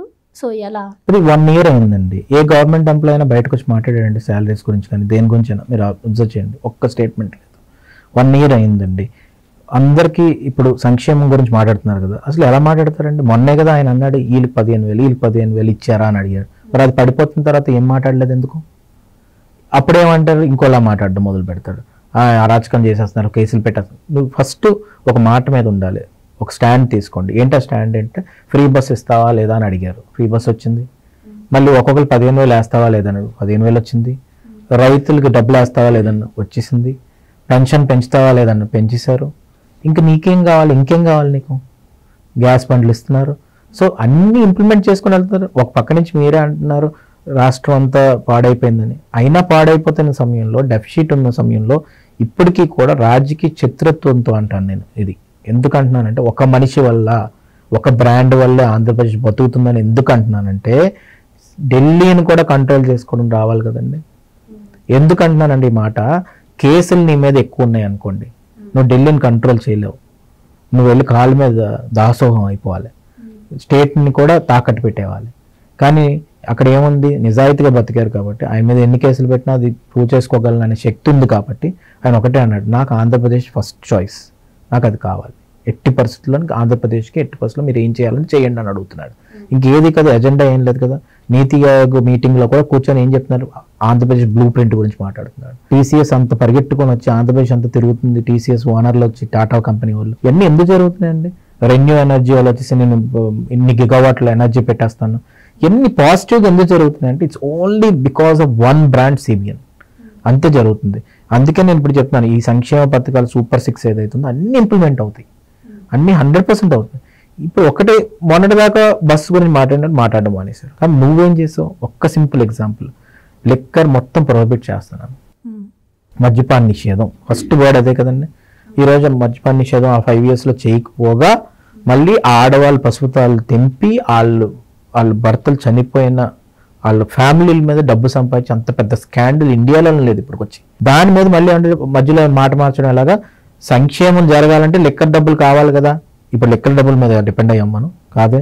నేను అందుకనే ఏం చెప్తున్నానంటే, చంద్రబాబు నాయుడు గారి దగ్గర ఒక రాజకీయ విజన్ ఉంది, ఒక పొలిటికల్ విజన్ ఉంది, ఎకనామికల్ విజన్ ఉంది, మళ్ళీ ఫ్యూచర్ ఆఫ్ ఆంధ్రప్రదేశ్ ఇన్స్టిట్యూషన్తో ఆలోచించి ఏ విధంగా తీసుకెళ్లాలో శక్తి ఉంది, వరల్డ్ లీడర్స్తో కూడా మాట్లాడే దమ్ము ఉంది, ప్రధానమంత్రిని కూడా ఒప్పించి ఇక్కడికి తీసుకొచ్చి ఇనాగ్రేషన్స్ అన్ని తీసుకొచ్చి డబ్బులు తీసుకొచ్చే సత్తా ఉంది. నువ్వు మొన్న ఏం చేశారండి, సింగపూర్ వెళ్తే ఈమెయిల్స్ పంపిస్తున్నారు వీళ్ళు, దొంగ ఈమెయిల్ ఐడీలతోటి ఇన్వెస్ట్మెంట్లు ఆపడానికి. అంటే నువ్వు తెలుగు వాళ్ళకి వ్యతిరేకంగా పనిచేస్తున్నారు వైఎస్ఆర్సీపీ, తెలుగు వాళ్ళని దించడానికి పనిచేస్తున్నారా, అగౌరవపరచడానికి పనిచేస్తున్నారా? అది వాళ్ళకి క్లారిటీ ఉండాలి కదండి. సో అందుకనే first country, second state, ideology of TDP is always for pride of Telugu. ఇది ఎప్పుడు ఎక్కడైనా మారేయండి, ఫస్ట్ నుంచి 82 నుంచి ఒకటే కన్సిస్టెన్సీ మెయింటైన్ చేస్తాం. అయితే సంపద సృష్టి అని చెప్తుంటారు కదా బాబు గారు, కానీ మేము 5 ఏళ్లలో చేసినటువంటి అప్పు కూటమి ప్రభుత్వం వచ్చిన తర్వాత 1 yearలోనే చేసింది అని చెప్పి జగన్మోహన్ రెడ్డి గారే అంటున్నారు. దీనికి మీరేమంటారు? ఆ టైంలోని 10 లక్షల కోట్లు అప్పు చేసావా నువ్వు అని అడిగితే నేను చేయలేదనేవాడు, ఆయన నోట్లోనే అనేవారు కదండి. ఇదంతా కూడా ఎగ్జాజరేషన్ ఇదని చెప్పి. ఈ రోజు ఏమంటున్నాడు, నేను అప్పు చేశాను, అప్పు దేనికి చేశాను, రాష్ట్రం కోసం ఏదో చేశాను అంటారు. మళ్ళీ నీకు రాష్ట్రం కోసం అప్పు చేస్తే నీకు ఖచ్చితంగా ఒక్క బ్రిక్ పెట్టినట్టు, ఒక ఇటుక పెట్టినట్టు రాష్ట్రంలో, అంటే ఇటుక అంటే అర్థం ఏంటంటే ఇప్పుడు ఇది బిల్డింగ్ కట్టినట్టు లేకపోతే పెట్టినట్టు ఒక డెవలప్మెంట్ సెంటర్ ఎక్కడైనా ఉందా, ఒక ఋషికొండ గెస్ట్ హౌస్ తప్ప. మిలీనియం టవర్స్ ఇప్పుడు ఈ రోజు అయితే ఏదైతే ఉందో సెక్రటరియట్ కింద ఆయన వాడదాం అనుకున్నారు వైజాగ్లో, ఈ రోజు టీసీఎస్ తీసుకుంటే ఆ మిలీనియం టవర్స్ కూడా కట్టింది ఎవరు, నారా లోకేష్ గారు. ఇప్పుడు ఏదైనా డబ్బు మనం తీసుకొస్తున్నాం అనుకోండి, అది రాష్ట్రమే కదా పే చేసుకుంటుంది. ఇప్పుడు ఈ 1 yearలో మా దానికంటే ఎక్కువ అప్పు నువ్వు నెంబర్స్ చూపెట్టవు కదా, ఎక్కడ ఒక అథెంటికేటెడ్ ఒక పేపర్ మీద చూపెట్టమనండి. 17 మెడికల్ కాలేజీలు కట్టించామని చెప్తున్నారు కదా. అది ఇక్కడ పాయింట్ చెప్తాను, నేను ఇప్పటికీ సవాల్ చేస్తున్నాను కెమెరా ముందు, 15 మెడికల్ కాలేజీలు all India medical council approve చేసినట్టు లెటర్ చూపెట్టమనండి. అది ఫేక్. 3 మెడికల్ కాలేజీలు శాంక్షన్ అయ్యి, మిగతా అన్నీ కూడా స్టేట్కి సంబంధించిన డబ్బులు కొంచెం ఉంటే దాంతో కట్టించేసి ఆ మెడికల్ కాలేజ్ పర్మిషన్ కూడా లేదు. దానికి ఎగ్జాంపుల్ నేను ఎందుకంత ఖచ్చితంగా బల్ల గురించి చెప్తానంటే మా నర్సీపట్నం ఎగ్జాంపుల్. మా నర్సీపట్నంలోనే మెడికల్ కాలేజ్ అని చెప్పేసి సగం కట్టిన బిల్డింగ్ 4 వదిలేశారు. నేను ఇప్పుడు చూస్తే రాష్ట్రం నుంచి కావాల్సిన కొంచెం డబ్బులు రిలీజ్ చేసి ఆ 1 floor కట్టేసి సెంటర్ జీవో ఏదిరా బాబు, మెడికల్ కౌన్సిల్ ఉండాలి కదండి. ఇప్పుడు మీకు సర్టిఫికేట్ ఎవరు ఇస్తారు? ఆల్ ఇండియా మెడికల్ కౌన్సిల్ వాళ్ళు సర్టిఫికేట్. ఇప్పుడు ఎప్పుడైనా డాక్టర్ని ఎవరైనా టెర్మినేట్ చేయాలా, ఏదైనా డెసిషన్ అక్కడ తీసుకోవాలి కదా ఢిల్లీలో. ఆ సంబంధించిన మెడికల్ కాలేజ్ పర్మిషన్ ఏదైతే ఢిల్లీ నుంచి పర్మిషన్ రావాలో ఆ పర్మిషన్ లేదు. పాడేరుకి ఒకటే ఉంది, ఇంకో 2 colleges ఉన్నాయి, ఆ 2 collegesకి ఉంది. పాడేరు జెన్యూన్, పాడేరు ఎప్పుడు వచ్చింది, అప్పుడెప్పుడో వచ్చింది, నువ్వు తెచ్చింది కాదే. మిగతా 15 కాలేజీల్లో 3 తీసేస్తే 12 ఉన్నాయి చూసారా, 12 ఫేక్. సో నేను ఇప్పటికీ అది చెప్తున్నాను. డిస్ట్రిక్ట్కి ఒక ఎయిర్పోర్ట్ ఏదండి, ఆయన చెప్పాడు కదా అప్పుడు, ఎంత ట్రోల్ అయ్యాడు ఆయన. సో నేనేం చెప్తున్నానంటే తాత్కాలికంగా నువ్వు మోసం చేయొచ్చు, పర్మనెంట్గా బయటకు వెళ్ళాలి. ఇప్పుడు ఏమైంది, మళ్ళీ ఒక కమిటీ వేసి ఆ బిల్డింగ్స్ ఏవైతే 1 floor కట్టారో దేనికి వాడాలో ఆలోచించే పరిస్థితి వచ్చింది. ఋషికొండ బిల్డింగ్ ఉందండి, పోనీ ఎప్పుడన్నా మీరు ఆ 5 yearsలో పిక్చర్ చూసారా, ఒక వీడియో కనబడిందా? దేనికి కట్టావంటే ఈ రోజుకి మాట్లాడుతున్నావా? దేనికి ఆ బిల్డింగ్ దేనికి? లేదు దేనికంటే సెక్రటరేట్. టబ్ ఎందుకు సెక్రటరేట్లో? లేకపోతే నువ్వు ఒక గవర్నమెంట్ ఆఫీస్ అంటున్నావు, అంత విశాలమైన బెడ్రూమ్స్ ఎందుకు? మొదట్లో ప్రధానమంత్రి గారు విడిది కోసం అని కూడా చెప్పారు కదా. ప్రధానమంత్రి కోరారా అండి అసలు? ఎప్పుడన్నా ఇండియాలో మీరు అబ్జర్వ్ చేయండి, ఇందిరాగాంధీ గారు కూడా, అంటే అన్ని ఏళ్ళు రూల్ చేసిన ఇందిరాగాంధీ గారు కూడా నార్మల్ హౌస్లోనే ఉన్నారు కదా. ఇప్పుడు నరేంద్ర మోడీ గారు కూడా లాల్ బహదూర్ శాస్త్రి గారు ఉన్న ఇంట్లోనే ఉంటున్నారు కదా. అంటే ఏ పొలిటీషియన్ ఇలా కోరుకోడండి. అదే నేను చెప్తున్నాను. మొన్న కూడా యోగా డేకి వచ్చారా నరేంద్ర మోడీ గారు వైజాగ్కి? నేవల్ గెస్ట్ హౌస్లో ఉన్నారు, గవర్నమెంట్ గెస్ట్ హౌస్లో. లోకేష్ గారు వస్తారా వైజాగ్కి? బస్సులో ఉంటున్నారు. చంద్రబాబు నాయుడు గారు వస్తే సర్కిట్ హౌస్లోనో ఎక్కడో గవర్నమెంట్ గెస్ట్ హౌస్లో ఉంటారు. ఇది ఎవరికండి? ఎవరిని అడిగారు? ప్రధానమంత్రి గారు అడిగారా? సుప్రీంకోర్టులో నీకు కేసు ఉంటే దాని గ్రీన్ టెంట్స్తో ఇలా కప్పేస్తారా? ఎంత అన్డెమోక్రటిక్గా చేశారండి అసలు మొత్తం పరిపాలన కానీ ఇదంతా. సో నేను ఇప్పటికీ ఏం చెప్తున్నానంటే, కాకినాడ పోర్ట్ లాగేసుకొనిరా, లేకపోతే కృష్ణపట్నం పోర్ట్ లాగేసుకుందాం, జిఎంఆర్ ఎస్సీజెడ్ లాగేద్దాము, లేకపోతే ఆ ఫార్మస్యూటికల్ కంపెనీ నా ఓన్ చేసేసుకుందాం, వ్యాక్సిన్ తేకుండా రెమ్డెసివిర్లు వాడిచ్చి డబ్బులు తీసుకుందాం, మద్యపాన నిషేధం అని చెప్పి మద్యం మీద డబ్బులు, ఇలాంటి ఆలోచనలు ఉన్న వాళ్ళు పొలిటీషియన్స్ కాదు, దే ఆర్ డిస్ట్రక్టర్స్. అంటే పరిశ్రమలు తీసుకొస్తున్నాం, పెట్టుబడులు తీసుకొస్తున్నాం అని మైకుల ముందు చెప్తున్నారు, 20 లక్షల ఉద్యోగ కల్పన అన్నారు. కానీ ఇప్పటి వరకు ఒక్క ఉద్యోగం కూడా వచ్చినటువంటి పరిస్థితి లేదు. మా హయాంలో ఇచ్చినటువంటి వాలంటీర్లు సచివాలయ ఉద్యోగాలలో తొలగించారు అని చెప్పి జగన్మోహన్ రెడ్డి గారే అన్నారు మొన్న స్వయంగా. మీ వాలంటీర్స్ నువ్వు పెట్టారు కదండి, వాలంటీర్స్కి ఒక ట్రైనింగ్ కంపెనీ పెట్టి ఆ ట్రైనింగ్ కంపెనీ మీద ఈ మద్యం స్కాండల్ చేసింది. జనాలు తెలుసుకోవాలి. అది ఇప్పుడు ఈ కసిరెడ్డి అనే వ్యక్తి మొత్తం హిస్టరీ తీస్తే ఆ కంపెనీ పెట్టే ట్రైనింగ్ కంపెనీ ఒక సాఫ్ట్వేర్ కంపెనీలో పెట్టి వాలంటీర్స్ ట్రైనింగ్ అని చెప్పి, మరి వాలంటీర్స్ మీద మీకు అంత ప్రేమ ఉంటే పర్మనెంట్ చేసి వెళ్ళిపోవాల్సింది కదా. ఎందుకు పర్మనెంట్ చేసుకొని వెళ్ళలేదు మీరు? ఇప్పుడు వాళ్ళందరూ తెలుసుకున్నారు కాబట్టి కదా సరిగ్గా చేయలేకపోయారు. వాళ్ళందరూ దేనికి యూజ్ చేశారు? డేటా కలెక్షన్కి యూజ్ చేశారు. డేటా కలెక్షన్ ఎంత పెద్ద తప్పు ఇండియాలో.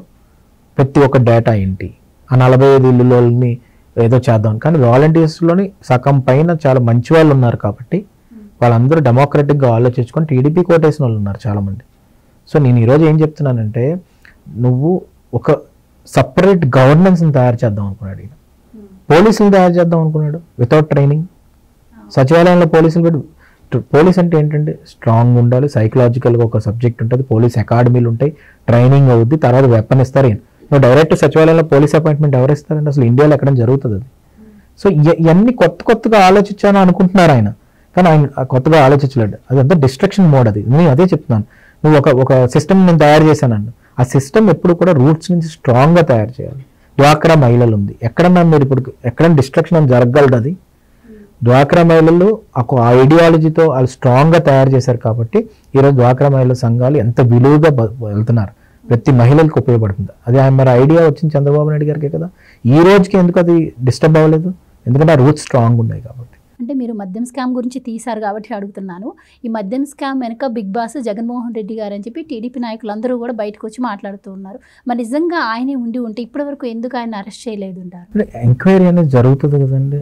ఇప్పుడు అరెస్ట్ చేసేసి చంద్రబాబు నాయుడు గారు చేయలేని తప్పుని చేశారని చెప్పి తీసుకెళ్లారు కదా. అలాంటి పొలిటికల్ రాజకీయాలు టీడీపీకి అవ్వదండి. టీడీపీ ఏమంటున్నారు, పార్టీ యాజ్ ఎ పార్టీ ఏమంటున్నాము, తప్పు జరిగింది, స్కామ్ని ప్రోబ్ చేయండి, ఇన్వెస్టిగేషన్ చేయండి. దానికి ఒక కమిటీ వేశారు. సిఐడి నుంచి చాలామంది ఆఫీసర్స్ ఉన్నారు.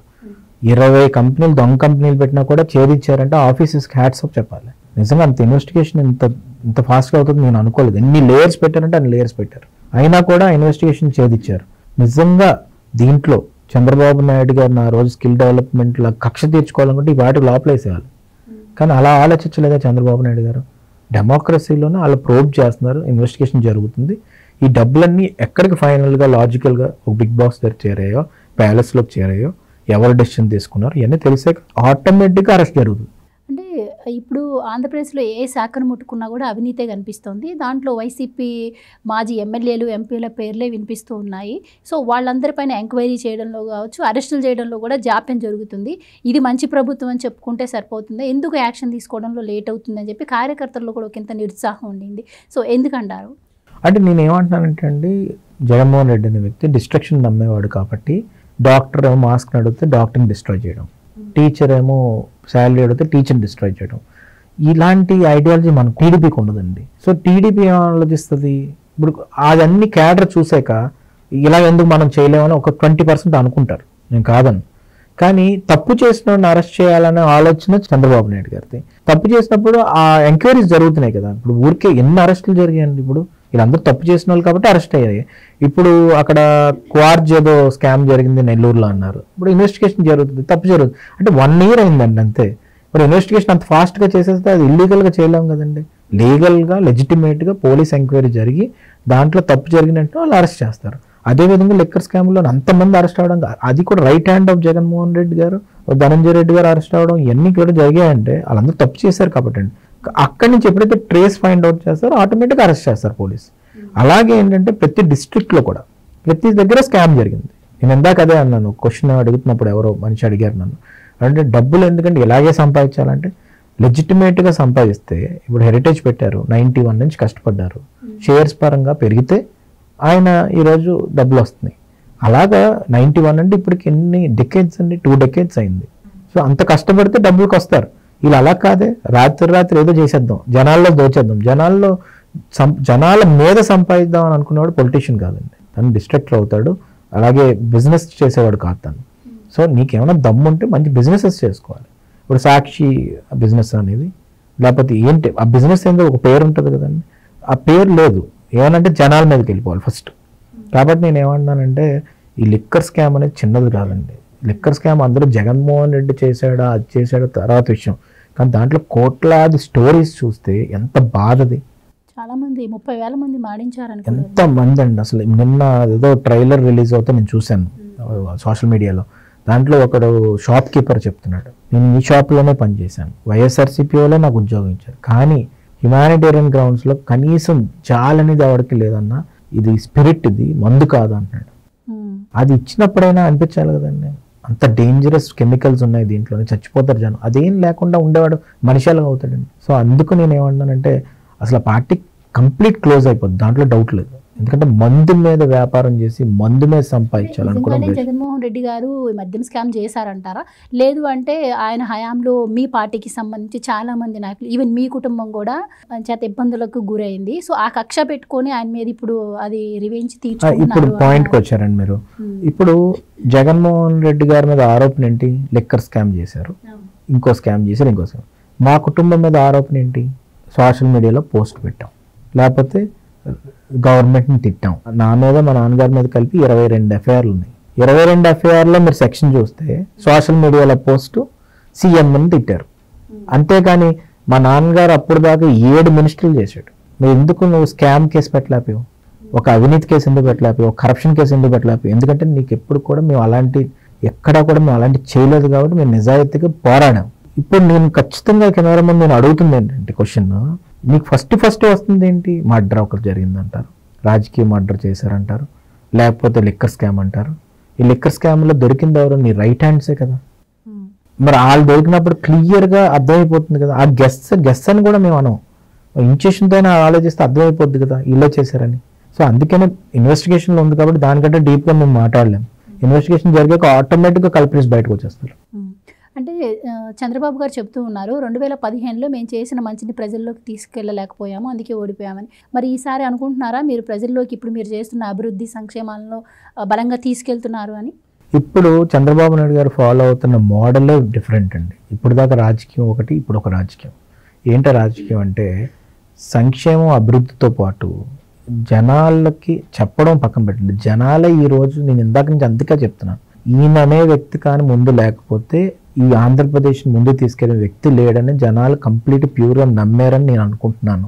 ఎందుకు నేను ఆ మాట అంటున్నానంటే వాళ్ళకి రావాల్సిన సంక్షేమం ఏదైతుందో టైంకి వస్తుంది, వాళ్ళ పిల్లల భవిష్యత్తు గురించి ఆలోచిస్తున్నారు, ఎక్కడా కూడా ఏ సఫికేషన్ లేకుండా లా అండ్ ఆర్డర్ కరెక్ట్గా ఉంది. ఇంకా దీనికంటే ఏం చేయాలండి?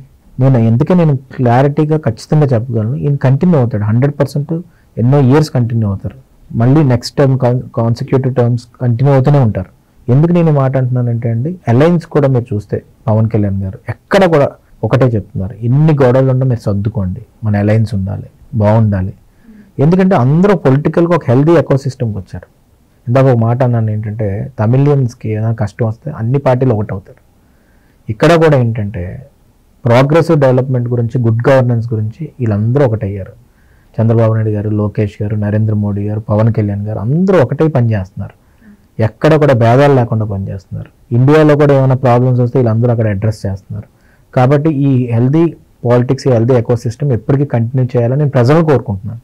అది కంటిన్యూ అవుద్దని అనుకుంటున్నాను. అండ్ ముఖ్యంగా ఇప్పుడు గ్రీన్ హైడ్రోజన్ అంటున్నారు, విశాఖ డేటా హబ్ అంటున్నారు, ఏఐ యూనివర్సిటీ, క్వాంటమ్ వ్యాలీ, ఇవన్నీ అంటే అసలు నిజంగా ప్రజలకు అర్థం కూడా అవ్వట్లేదు. సో వీటి ఫలాలు ప్రజలకు ఎప్పుడు అందే అవకాశం ఉంటుంది. అండ్ మీరు ఇందాక ఇంకొక మాట కూడా అన్నారు, అమరావతి పోలవరం విషయంలో కుట్రలు జరుగుతున్నాయని చెప్పి. ఆ కుట్రలు దాటుకొని అవి ప్రజలకు ఎప్పుడు అందుబాటులోకి వచ్చాయి? నేను అదే చెప్తానండి. ఎక్కడన్నా ఒక గవర్నమెంట్ పాలసీ తీసుకుందండి. మీరు ఇందాక అన్నారు బిజినెస్ పీపుల్ ఎందుకు వస్తారు అంటే, నీ క్రెడిబిలిటీ ఉన్న లీడరు ఒక మాట ఇచ్చాడంటే ఆ మాట మీద నిలబడతాడని వస్తారు. నువ్వు క్యాపిటల్ ఎక్కడ తీసి అక్కడ పెట్టేసి, అక్కడ తీసి ఇక్కడ పెట్టేసి 3 క్యాపిటల్ 4 క్యాపిటల్ అంటే ఎందుకు వస్తారండి?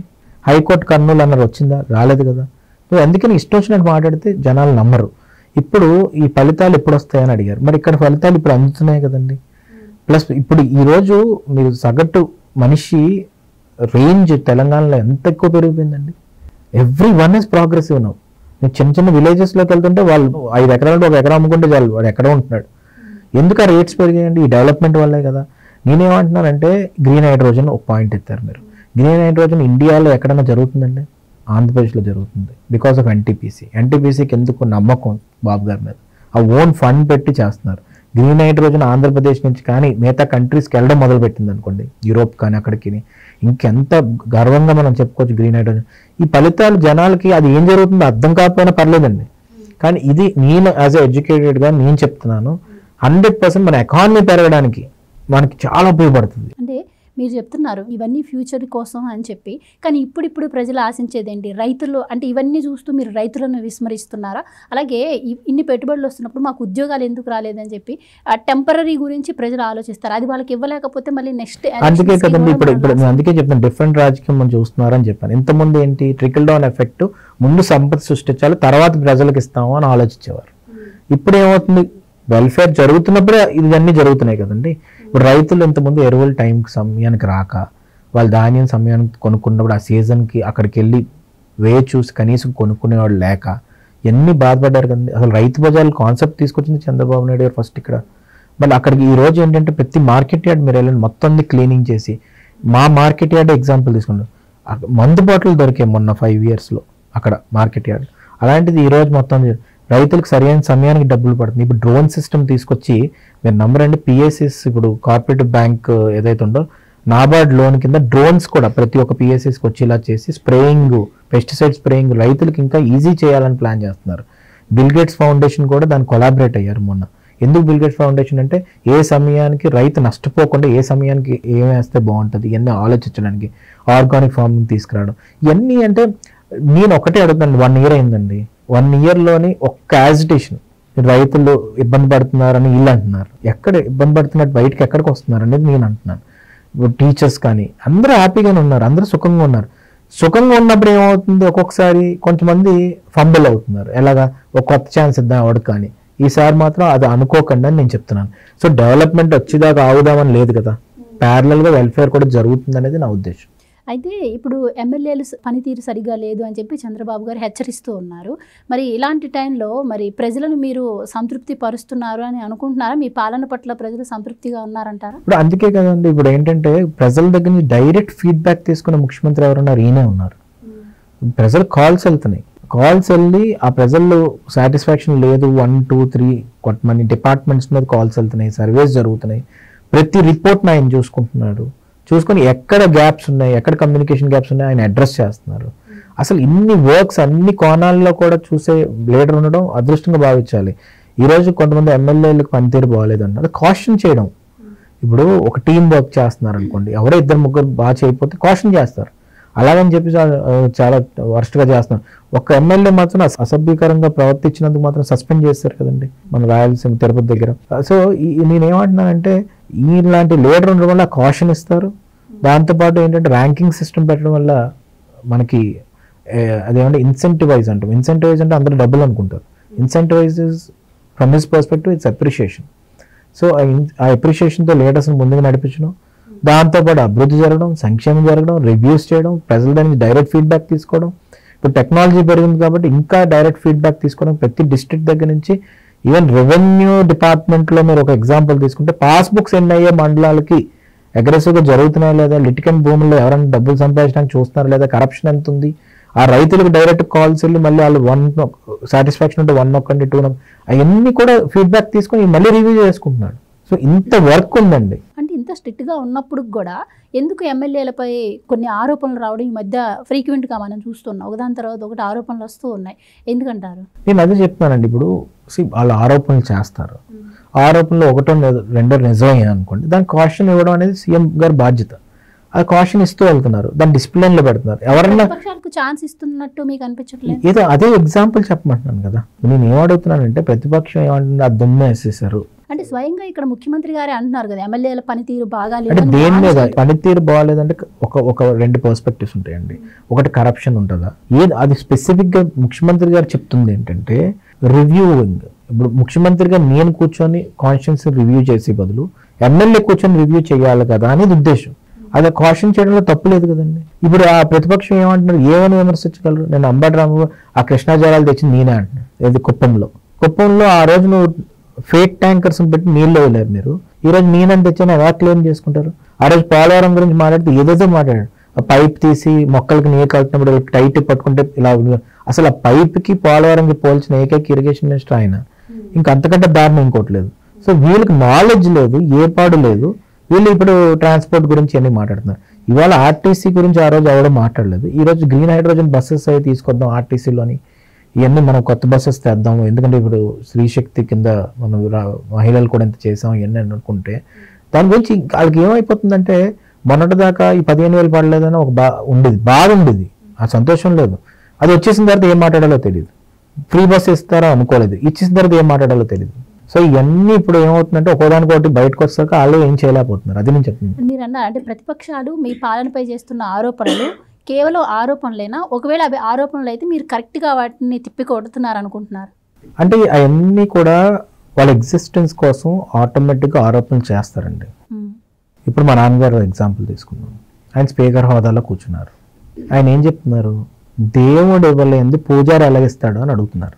ఏమని, ప్రతిపక్ష హోదాకి నీ సీట్లు ఉండాలయా, దేవుడు నీకు ఇవ్వలేదు, నేను ఇక్కడ పూజారిని, నేను ఎలాగివ్వాలి అని అడుగుతున్నాను. అదే అడగబోతున్నాను.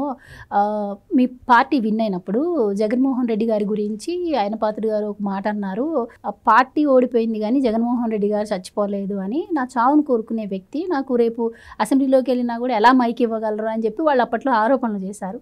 సో అది ఎంతవరకు? నేను దాన్ని అది తప్పండి, ఎందుకంటే అది రీకరెక్ట్ చేయాలి. ఎవరో వచ్చిన వ్యక్తి జనాల్లో మాట్లాడుతున్నప్పుడు ఈ వ్యక్తి ఏదో ఇలా చిన్నగా ఏదో అయిపోడండి, కొడితే 2-3 సార్లు కొట్టాలి అని ఏ కాంటెక్స్ట్లో మాట్లాడారు వాళ్ళు? రాజకీయ పర్స్పెక్టివ్లో మాట్లాడారు. ఏంటది, ఓడిపోతే సరిపోదు మొత్తానికి రాజకీయంగా తీసేవాళ్ళని. ఈయన ఏమన్నారు, కరెక్ట్ మంచి పాయింట్ చెప్పారు మీరు అని దాన్ని మాట్లాడారు. ఈయన ఏమంటాడు, దాని పర్స్పెక్టివ్ చేంజ్ చేసి నన్ను 2-3 సార్లు కొట్టి చంపేయాలన్నాడు అని చెప్తాడు. ఇప్పుడు ఆ కాంటెక్స్ట్ని నాన్నగారు క్లారిఫికేషన్ ఇచ్చుకున్నారు ఆ టైంలోని, అది ఓకే పక్కన పెడదాం. ఈయన స్పీకర్ అయ్యారు, స్పీకర్ ఉన్న ప్రతిపక్ష ఎలాగిస్తారు, కాన్స్టిట్యూషన్లో లేదు కదా.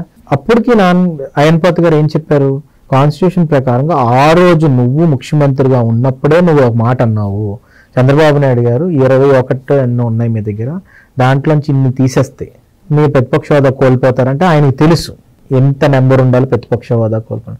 ఈ రోజు అయ్యన్పాత్ర గారు అదే చెప్తుంటే నిన్న కూడా మళ్ళీ వచ్చి నా ప్రతిపక్ష హోదానే వస్తానంట. సో నీకేం చెప్తున్నానంటే కన్విన్స్ చేయలేకపోతే కన్ఫ్యూజ్ చేసేయడం తన పద్ధతి అది. సో కాబట్టి ఈ రోజు నేనేమంటున్నానంటే ఆయనకు ఒక ఐడియాలజీ లేదు, ఒక స్టాండ్ లేదు. వస్తే మైక్ ఇవ్వరు మాకు అని చెప్పి వాళ్ళు అంటున్నారు. నువ్వు ఇస్తానంటుంటే నువ్వు వస్తేనే తెలుస్తుంది మైక్ ఇస్తారా లేదా అనేది. నాకు ఎవరు అలా ఎందుకు భయపడ్డావు? వస్తే మైక్ ఇవ్వకపోతే అప్పుడు నువ్వు కూర్చొని నాకు మైక్ ఇవ్వలేదని నువ్వు ప్రజలకు చెప్పొచ్చు కదా. మైక్ ఇస్తాను బాబు అని ఈయన చెప్తుంటే, ఆయనేమో ముఖ్యమంత్రి గారు నేను డిబేట్ చేస్తానని ఆయన చెప్తుంటే నువ్వు ఎందుకు పారిపోతున్నావు? నువ్వు వచ్చి ఒకసారి టెస్ట్లో వేస్తే అసలు ప్రతిపక్ష హోదా ఎందుకండి? ప్రతిపక్ష హోదా నీకు ఇస్తే ఆ దేవుడు వచ్చింది, రాలేని దాన్ని నువ్వు రాజ్యాంగంలో ఎలా లాక్కుంటారు? అది నా ఉద్దేశం. అండ్ మళ్ళీ అంటే చంద్రబాబు గారి విషయానికి వచ్చినట్టయితే ఆయన రోల్ మోడల్ అంటూ ఉంటారు కదా, ఆయన ఎందుకు రోల్ మోడల్ అనుకోవాలి, ఎవరికి రోల్ మోడల్ అనుకోవాలంటారు? ఈరోజు ఒకటే అండి, 40s తన ఏజ్లో 42 years అప్పుడు ముఖ్యమంత్రి అయ్యి యంగెస్ట్ చీఫ్ మినిస్టర్ అయ్యాక కూడా స్టేబుల్గా ఉంటూ సెంటర్ ఆ రోజుల్లో స్టంబ్లింగ్ బ్లాక్ లాగా ఏమాత్రం కూడా మనకు ఫండ్స్ ఇవ్వకపోయినా కానీ తెలుగువాడి గౌరవాన్ని పెంచాలనే ఉద్దేశంతో తెలుగు ప్రజల్ని అడిగి రిక్వెస్ట్ చేస్తే ఎంపీస్ పెరిగిన తర్వాత అది ఆ క్రైసిస్ని అడ్వాంటేజ్గా తీసుకొని ఆపర్చునిటీగా తీసుకొని ఢిల్లీ నడివీధుల్లో మళ్ళీ తెలుగువాడి గౌరవాన్ని పెంచి అక్కడికి వెళ్ళి యునైటెడ్ ఫ్రంట్లో ఆయన ప్రైమ్ మినిస్టర్ వస్తున్నా కూడా ఆశ పెట్టకుండా నేను చిన్న వయసులో ఉన్నాను కాబట్టి ఆంధ్రప్రదేశ్ని డెవలప్ చేసుకోవాలి, నేను ప్రైమ్ మినిస్టర్ ఈ టైంలో కానీ అవ్వానంటే యునైటెడ్ ఫ్రంట్ ఏమవుతుందో తెలియదు తర్వాత విషయం, నేను సెంట్రల్ గవర్నమెంట్కి సపోర్ట్ చేస్తూ ఆంధ్రప్రదేశ్కి నేను డెవలప్మెంట్ తెచ్చుకోవాలని ఆలోచించి మళ్ళీ జినామ్ వ్యాలీ అని ఒక ఆలోచనతో ముందుకెళ్ళి మళ్ళీ ఐటీ ఇన్ఫ్రాస్ట్రక్చర్ బయోటెక్నాలజీ పెంచాలని ఆలోచించి హైదరాబాద్ని వరల్డ్ క్లాస్ సెంటర్ కింద తయారు చేసి మళ్ళీ ఈరోజు ఏదైతే ఇంటర్నేషనల్ ఎయిర్పోర్ట్ ఉందో ఆ రోజుల్లో ఆలోచించి రింగ్ రోడ్ గురించి ఆలోచించి ఈరోజు హైదరాబాద్ వరల్డ్ మ్యాప్ మీద నిలబడిందంటే వ్యక్తి ఒక్క సిబిఎన్ బ్రాండ్ తప్ప ఇంకేట్ కాదు. ఇంకా రోల్ మోడల్ కాబట్టి ఇంకేమవుతుందండి, ఎకానమీని ఒక కోణంలో మనం చూసాం, అగ్రికల్చర్ వల్ల డబ్బు వస్తుందంట, అగ్రికల్చర్ డబ్బుతోటి మనం బతకాలంట, ఆ కాంట్రిబ్యూషన్ జీడిపికి వెళ్తుందని. అగ్రికల్చర్తో పాటు అగ్రికల్చర్ కుటుంబాల్లో పుట్టిన బిడ్డకు కూడా సాఫ్ట్వేర్ ఎంప్లాయ్ అవుతాయి, ఆ ఎంప్లాయ్ వల్ల పర్ క్యాపిటల్ ఇన్కమ్ పెరిగితే తన ఆదాయం అగ్రికల్చర్తో పాటు ఈ ఆదాయం కలిపితే ఎక్కడికి వెళ్ళిపోతారు అని ఆలోచించే విధానం ఆలోచించి ఇంప్లిమెంట్ చేసి ఇంజనీరింగ్ కాలేజెస్ని మెడికల్ కాలేజెస్ని పెంచి ప్రతి ఒక్కరిని గ్రాడ్యుయేట్ల కింద తెలిసి ఈ రోజు అమెరికాలోని ఒక వ్యక్తి అక్కడ డాలస్లో కానీ ఎక్కడైనా చూస్తే మీకు డాలస్ పురం అంటున్నారు ఒక ఏరియాని అయితే ఏకంగా, ఎంతమంది తెలుగు వాళ్ళు అక్కడికి వెళ్ళిపోయారంటే దానికి ముఖ్యమైన కారణం ఈయనని మాత్రం నేను ఖచ్చితంగా చెప్పగలను. ఎందుకంటే ఇంజనీరింగ్ కాలేజ్ అంత అవైలబిలిటీ. మొన్న ఆయన అరెస్ట్ అయినప్పుడు ఒక పంజాబీ ఒక వీడియో చూశాను, మాకు లేని అదృష్టం అంటే మీలాంటి నాయకుడు మాకు లేడని పంజాబ్ వాడు చెప్తున్నాడు అమెరికాలో. అలాంటి వ్యక్తి అలా ఉన్నందుకు మీరు అందరూ కూడా సాలిడారిటీ తోటి అందరూ బయటకు రావాలని పంజాబ్ వాడు చెప్తున్నాడు.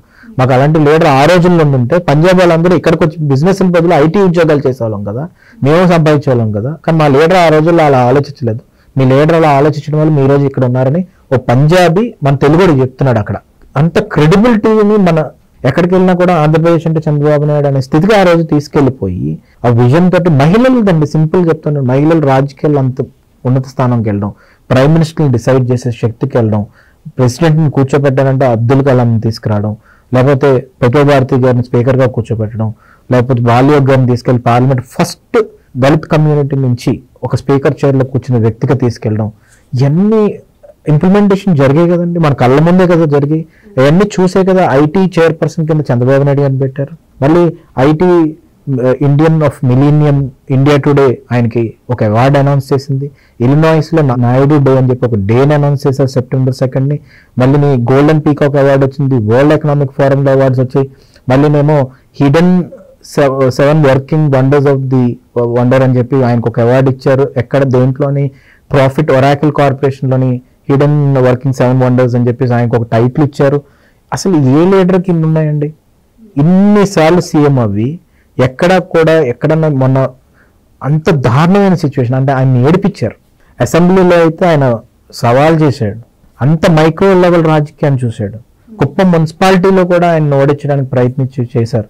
ఆయన జైల్లో పెట్టారు, జైల్లో పెట్టినా కూడా స్కిల్ డెవలప్మెంట్ సంస్థ అక్కడ ఏదో వర్క్ అవుతుంటే అక్కడ చూడడానికి వెళ్ళడం, ఆయన జైల్లో పెట్టిన తర్వాత ఈ మొత్తం అందరూ ఉద్యోగస్తులు వచ్చి ఇక్కడ స్టేడియంలో ఇంత చేయడం, ఇవన్నీ చూస్తే నాకు ఒకటి అనిపించింది ఏంటంటే ఎక్కడన్నా ఏ మనిషి అయినా కష్టాలప్పుడు ఎక్కడో దగ్గరికి వెళ్ళి లొంగుదామని ఆలోచిస్తాం, కానీ లొంగకుండా కన్సిస్టెంట్గా నిటారుగా నిలబడి ఆ దమ్మున్న నాయకుడిగా ఆ ఐడియాలజీని కూడా ఎక్కడ కూడా పక్కన పెట్టకుండా కాంప్రమైజ్ అవ్వకుండా కన్సిస్టెంట్గా పనిచేస్తూ ఆయన క్రెడిబిలిటీని కాపాడుకొని ట్రాన్స్పరెంట్గా పనిచేసే ఏకైక నాయకుడు తను. సో మరి ఇంకా ఇంత మంచి తత్వం ఉన్న నాయకుడు పార్టీలో ఉండడం మా అదృష్టం అంతే. అంటే 2015లో పార్టీ ఓడిపోయినప్పుడు ఇంకా పార్టీ పని అయిపోయింది, ఇంకా అసలు టీడీపీ క్లోజ్ అయిపోయినట్టే అని చెప్పి ప్రచారం జరిగింది. సో ఇప్పుడు ఇంత విక్టరీతో ఇంత మెజారిటీతో మళ్ళీ అధికారం సాధించగలిగిందంటే కార్యకర్తల పాత్ర ఎంతో ఉంది. సో అలాంటి కార్యకర్తల కోసం పార్టీ ఏం చేస్తుందంటే ఇప్పుడు భువనేశ్వర్ గారు, నారా లోకేష్ గారు, చంద్రబాబు నాయుడు గారు ముగ్గురు మీరు చూసుకోండి ఆ హెల్దీ ఎకో సిస్టమ్ కార్యకర్తలకు ఎలా పెట్టడం, ఎన్టీఆర్ ట్రస్ట్ ద్వారా ఎంతమందిని చదివిస్తున్నారండి. ఈవెన్ కార్యకర్తలు నష్టపోయిన కుటుంబాల్లో వాళ్ళ పేర్లు రాసుకుని వాళ్ళకి జాబులు ఇప్పించడం, మళ్ళీ ఇక్కడ స్కూల్లో మా నియోజకవర్గం నుంచి చాలా మంది చదివిస్తున్నాం ఈ స్కూల్లో, ఎన్టీఆర్ ట్రస్ట్ నడిపిస్తున్న స్కూల్లో. సో నేనేమంటున్నానంటే అండి వాళ్ళ వరకు ఎంత బాధ్యతగా మనం కష్టాన్ని ముందు తీసుకెళ్తే, ఇందాక ఒక ఎగ్జాంపుల్ చెప్పాను, పాదయాత్రలో కార్యకర్త వాళ్ళ అమ్మ వాళ్ళ బిడ్డ ఏమో శాండ్ మాఫియాలో గుద్దేసి చంపేస్తే అమ్మ చేడుస్తుందని చెప్పి అక్కడికక్కడ ఆయన చాలా ఇదైపోయి లోకేష్ గారు వెంటనే 2 lakhs ఇచ్చి వెంటనే పాప పెళ్లి చేయమ్మ దగ్గరుండి నాకు అప్పచెప్పారు ఆ బాధ్యత. నేను మళ్ళీ ఆ పాప పెళ్లికి వెళ్ళడం జరిగింది. అలా ఒక నియోజకవర్గంలో కాదు కదా, అన్ని నియోజకవర్గాల్లో చేయడం. ఆ చంద్రయ్య గారు చనిపోతే వాళ్ళ అబ్బాయికి ఇప్పుడు వెంటనే ఉద్యోగం ఇప్పించడం. సో నేను ఏమంటున్నానంటే అండి, ఈవెన్ వైఎస్ఆర్సీపీ నుంచి వచ్చిన నాయకులు ఎవరన్నా అప్పుడు 2014-19 మధ్యలో ఒకరు వచ్చి చనిపోతే వాళ్ళ బిడ్డకు మళ్ళీ మినిస్టర్ ఇవ్వడం. ఎందుకంటే మన టీడీపీలో ఉన్నప్పుడు మనవాడు అందరూ. కాబట్టి ఈ రోజు ఏంటంటే ప్రతి ఒక్క కార్యకర్త కష్టాన్ని వాళ్ళు చూడడం. నేను ఒక ఎగ్జాంపుల్ చెప్తానండి. 3 కార్యకర్తలు అరెస్ట్ అయ్యారు ఒకరోజు.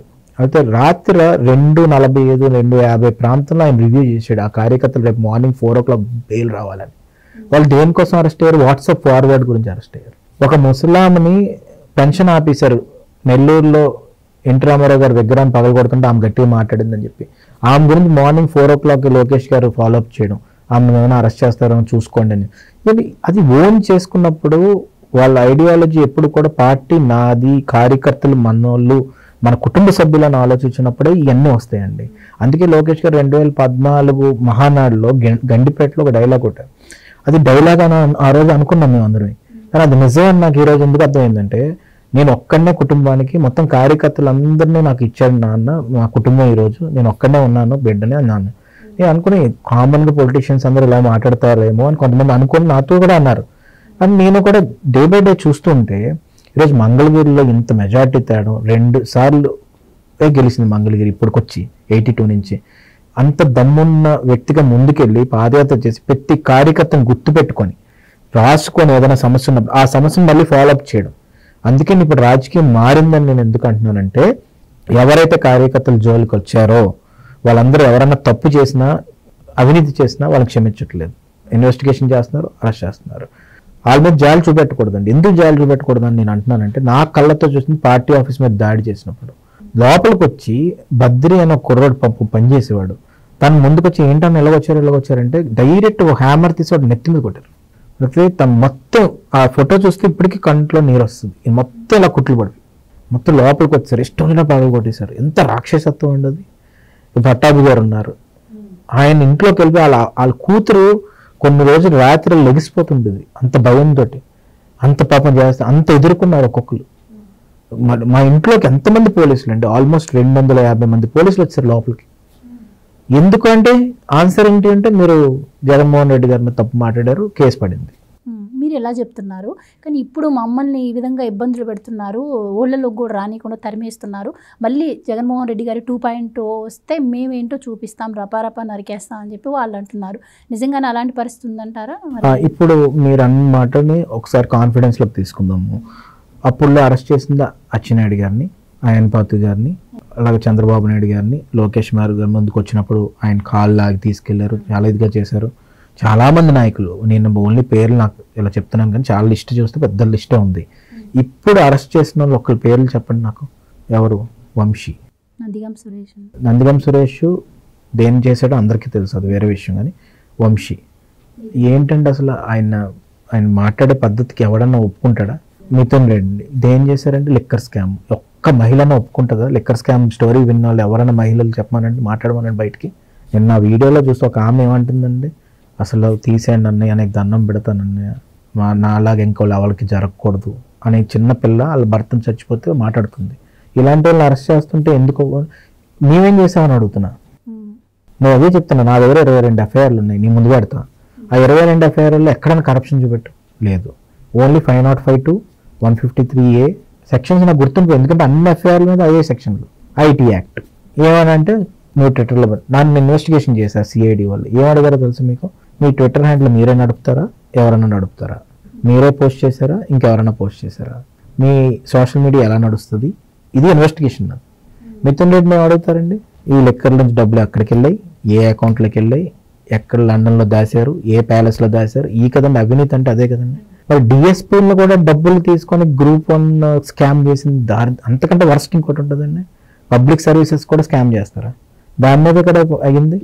సో నేను ఏమంటున్నానంటే, నేను ఖచ్చితంగా డిఫరెన్స్ చెప్తుంది ఏంటంటే, మీరు చెప్తుంది అబద్ధం. మీరు చేసిన స్కాముల మీద మీకు ఇన్వెస్టిగేషన్ జరుగుతున్నాయి, మా దగ్గర స్కాములు కాదు. మా ఎఫ్ఐఆర్లు అన్నీ మీరు చూసుకోండి. చంద్రబాబు నాయుడు గారి మీద ఆరోపణ చేశారు, ఫస్ట్ ఏమంటాడు ఆయన 100 కోట్లు అని, తర్వాత 20 కోట్లు, తర్వాత 5 కోట్లు, తర్వాత 1 కోటి, ఇలా తగ్గిపోయింది కదా అమౌంట్. లాస్ట్కి ఏమన్నారు, ఏమీ లేదండి. లిక్కర్ స్కామ్ కూడా అలాగే అంటున్నారు కదా. ఫస్ట్ లిక్కర్ స్కామ్ దొరికేసే కదండి, అకౌంట్ నుంచి అకౌంట్ మారే కదా. స్కిల్ డెవలప్మెంట్లో అకౌంట్ నుంచి అకౌంట్ ఎలా మారే, ఎక్కడ మారే? నీకు స్కిల్ డెవలప్మెంట్లో మారితే నీ అకౌంట్లు తీసి బయట చూపెట్టు. ఇప్పుడు నేను వీళ్ళ అకౌంట్లు తీసి బయట చూపెడుతున్నారు కదా, క్లియర్గా చూపెడుతున్నారు కదా. అంతకంటే ఏముంది, కాల్ డేటా చూపెడుతున్నారు కదా, నీకు అక్కడ కాల్ డేటా ఎక్కడైనా ఉందా? సో క్లియర్, క్రిస్టల్ క్లియర్ ఇది. నీకు గూగుల్ టేక్అవుట్లోని అవినాష్ రెడ్డి కరెక్ట్గా మర్డర్ టైంలో అక్కడ ఉన్నాడని ప్రూఫ్ చూపెడుతున్నారు కదా. అలాగేమైనా ప్రూఫ్ చూపెట్టి పోనీ వీళ్ళు చేసిన దాంట్లోనే ఏదన్నా. సో వీళ్ళు చేయలేదు కాబట్టి నీ దగ్గర ప్రూఫ్లు లేవు. అందుకని నేను క్లియర్గా చెప్తుంది అంటే, నువ్వు చేసిన అది రాజకీయం కాదు, అది పైశాచికత్వం. ఇంట్లోకి వెళ్ళి, ఇప్పుడు మా ఇల్లు ఎగ్జాంపుల్ అండి, పోలీసులు వచ్చారు. పోలీసులు వచ్చినప్పుడు చిన్న పిల్ల 5 ఏళ్ళ పిల్ల ఉంది మా అమ్మాయి దగ్గరికి వెళ్ళి నాన్న ఫోటో చూపెట్టి, ఎక్కడ దొరుకుతాడు మీ నాన్న చెప్పు అంటే, వాళ్ళకి సైకలాజికల్గా టాప్ ఆఫ్ ది మైండ్ ఎంత గుచ్చుకుంటుంది. మా నాన్న ఏమన్నా తప్పు చేశాడా, దాన్ని నేను ఎక్స్ప్లెనేషన్ ఇచ్చుకున్నాను. తర్వాత తనకు అవగాహన లేదు సార్, సరిపోయింది. తర్వాత నన్ను అడిగింది ఎవరైనా అంటే, వాళ్ళు వచ్చిన వాళ్ళు దొంగోళ్ళు అని చెప్పారు, పోలీసు అని చెప్పలేదు. వాళ్ళు కిడ్నాపర్స్ నాన్న, జాగ్రత్తగా ఉండాలి, నేనేం తప్పు చేయలేదు కాబట్టి నేను చెప్పగలిగాను. కానీ పిల్లల దగ్గరికి వెళ్ళమని ఎవరు చెప్పాడు? ఇప్పటికీ నా దగ్గర సీసీటీవీ ఫుటేజ్ ఉంటుంది, నేను కేసు వేసాను. ఇప్పటికీ ఆ పోలీస్ ఆఫీసర్ నేను పని తీర్చుకోవచ్చు, 5 నిమిషాల పని నాకు, కానీ నేను తీర్చుకోవట్లేదు. ఎందుకంటే తను ఆర్డర్స్ మీద చేశాడు. తను ఇప్పుడు గన్నవరం పోలీస్ స్టేషన్ దగ్గర ట్రాఫిక్లో పనిచేస్తున్నాడు. నాకు తెలుసు ఇప్పటికి ఎక్కడ ఉన్నాడు. మా అమ్మాయి దగ్గరకు వచ్చి ఇన్వెస్టిగేషన్ చేస్తున్నాడు. కానీ నేను తను ఏం అనట్లేదే.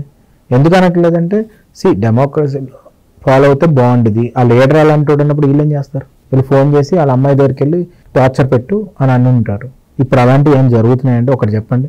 ఈ పేరు నాని ఆయన మాట్లాడుతున్నాడు చూసారు, చాలా ఎక్కువ మాట్లాడుతున్నాడు ప్రెస్ మీట్లో. వాళ్ళ వైఫ్ వాళ్ళ పిల్లలది ఏదో ఒక గొడవ, దాంట్లో స్కాండల్. చంద్రబాబు నాయుడు గారు ఆయనే చెప్తున్నాడా, మా వైఫ్ని అరెస్ట్ చేయొద్దని చెప్పారండి. సో డెమోక్రసీ మీద ఒక అవగాహన ఉండేవారు, రాజ్యాంగం మీద నమ్మకం ఉండేవారు, అంబేద్కర్ గారు ఆలోచనల మీద నమ్మకం ఉండేవాళ్ళు ఎప్పుడు కూడా పనులు చేయరు. అది చంద్రబాబు నాయుడు గారు అది ఫాలో అవుతారు. అండ్ ఫైనల్గా ఇప్పుడు యువ నాయకుడు అంటే లోకేష్ కనెక్ట్ అయితే ఆయనకు అవ్వాలి. కానీ 75 ఏళ్ల వయసు ఉన్నటువంటి చంద్రబాబు గారికి ఇప్పటికీ యూత్ కనెక్ట్ అవుతూ ఉంటారు. అది ఎలా సాధ్యమంటారు? అలాగే యువతరం ఆయన నుంచి నేర్చుకోవాల్సింది ఏంటి? ఫ్యూచర్ రాజకీయ నాయకుడిగా మరి మీ ఉద్దేశం? ఇప్పుడు ఒక చిన్న ఎగ్జాంపుల్ చెప్తున్నాను అవుట్ ఆఫ్ ది బోర్డ్. ఇప్పుడు రొనాల్డో ఉన్నాడు, ఫుట్బాల్ ప్లేయర్. తను ఎంత వయసు పెరుగుతున్నా బయోలాజికల్గా తగ్గుతున్నాడు, బియాండ్ వెళ్ళి కష్టపడతాడు. మన ఫుట్బాల్ అలవాటు లేకపోయినా కానీ, మన దేశంలో అంత ఫుట్బాల్ ఆడకపోయినా కానీ తన గురించి ఆలోచిస్తాం. సో బియాండ్ ద లైన్ వెళ్ళి కష్టపడి కన్సిస్టెన్సీ మెయింటైన్ చేసి ఒక మనం చేయలేని పని చేసిన ఎప్పుడు ఇన్స్పిరేషన్గా తీసుకుంటారు. అదే చంద్రబాబు నాయుడు గారు. నేను ఏం చెప్తున్నానంటే, ఈయన రొనాల్డోతో కంపేర్ చేస్తున్నా అలా కాదు. ఈయన పొలిటికల్ సిస్టంలో అంత హార్డ్షిప్స్ ఎదుర్కొన్నా కూడా, క్రైసిస్ని ఎదుర్కొన్నా తన ఆపర్చునిటీని మలుచుకున్న నాయకుడు ఇంకో లేరు. నరేంద్ర మోడీ గారికి ఇద్దరికి కాంబినేషన్ ఎందుకు వర్కౌట్ అయిందంటే, ఇప్పుడు అదే ఇద్దరు వేవ్లెన్స్ ఒక్కటే అవుతుంది. ఆయనకి కూడా యంగ్స్టర్స్ ఎక్కువ ఫ్యాన్స్ ఉంటారు, ఈయనకి యంగ్స్టర్స్ అక్కడ ఫ్యాన్స్ ఉంటారు. ఎందుకంటే ఆయన టెస్ట్ చేసుకుంటాడు. మొన్న ఆ ఫ్లడ్స్ అవుతున్నప్పుడు అండి ట్రాక్టర్ ఎక్కేస్తుంటాడు, కింద దిగిపోతుంటారు. So it's beyond.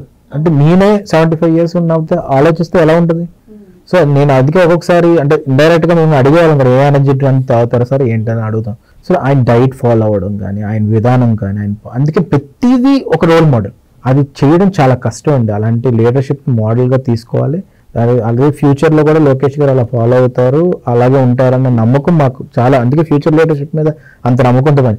వైఎస్ఆర్సీపీకి లైఫ్ ఎందుకు ఉండదండి నేను అంటానంటే, ఫ్యామిలీ వదిలేస్తున్నారు, ఐడియాలజీ లేదు, రూట్ స్ట్రాంగ్ లేదు. సో ఆ పార్టీ క్లోజ్ అయిపోతుంది. ఇక్కడ మనం చూసుకోవాల్సింది ఇక్కడ నెక్స్ట్ జనరేషన్ కూడా అదే వాల్యూస్తో ఫాలో అవ్వాలి. అది main important. Thank you so much. Thank you.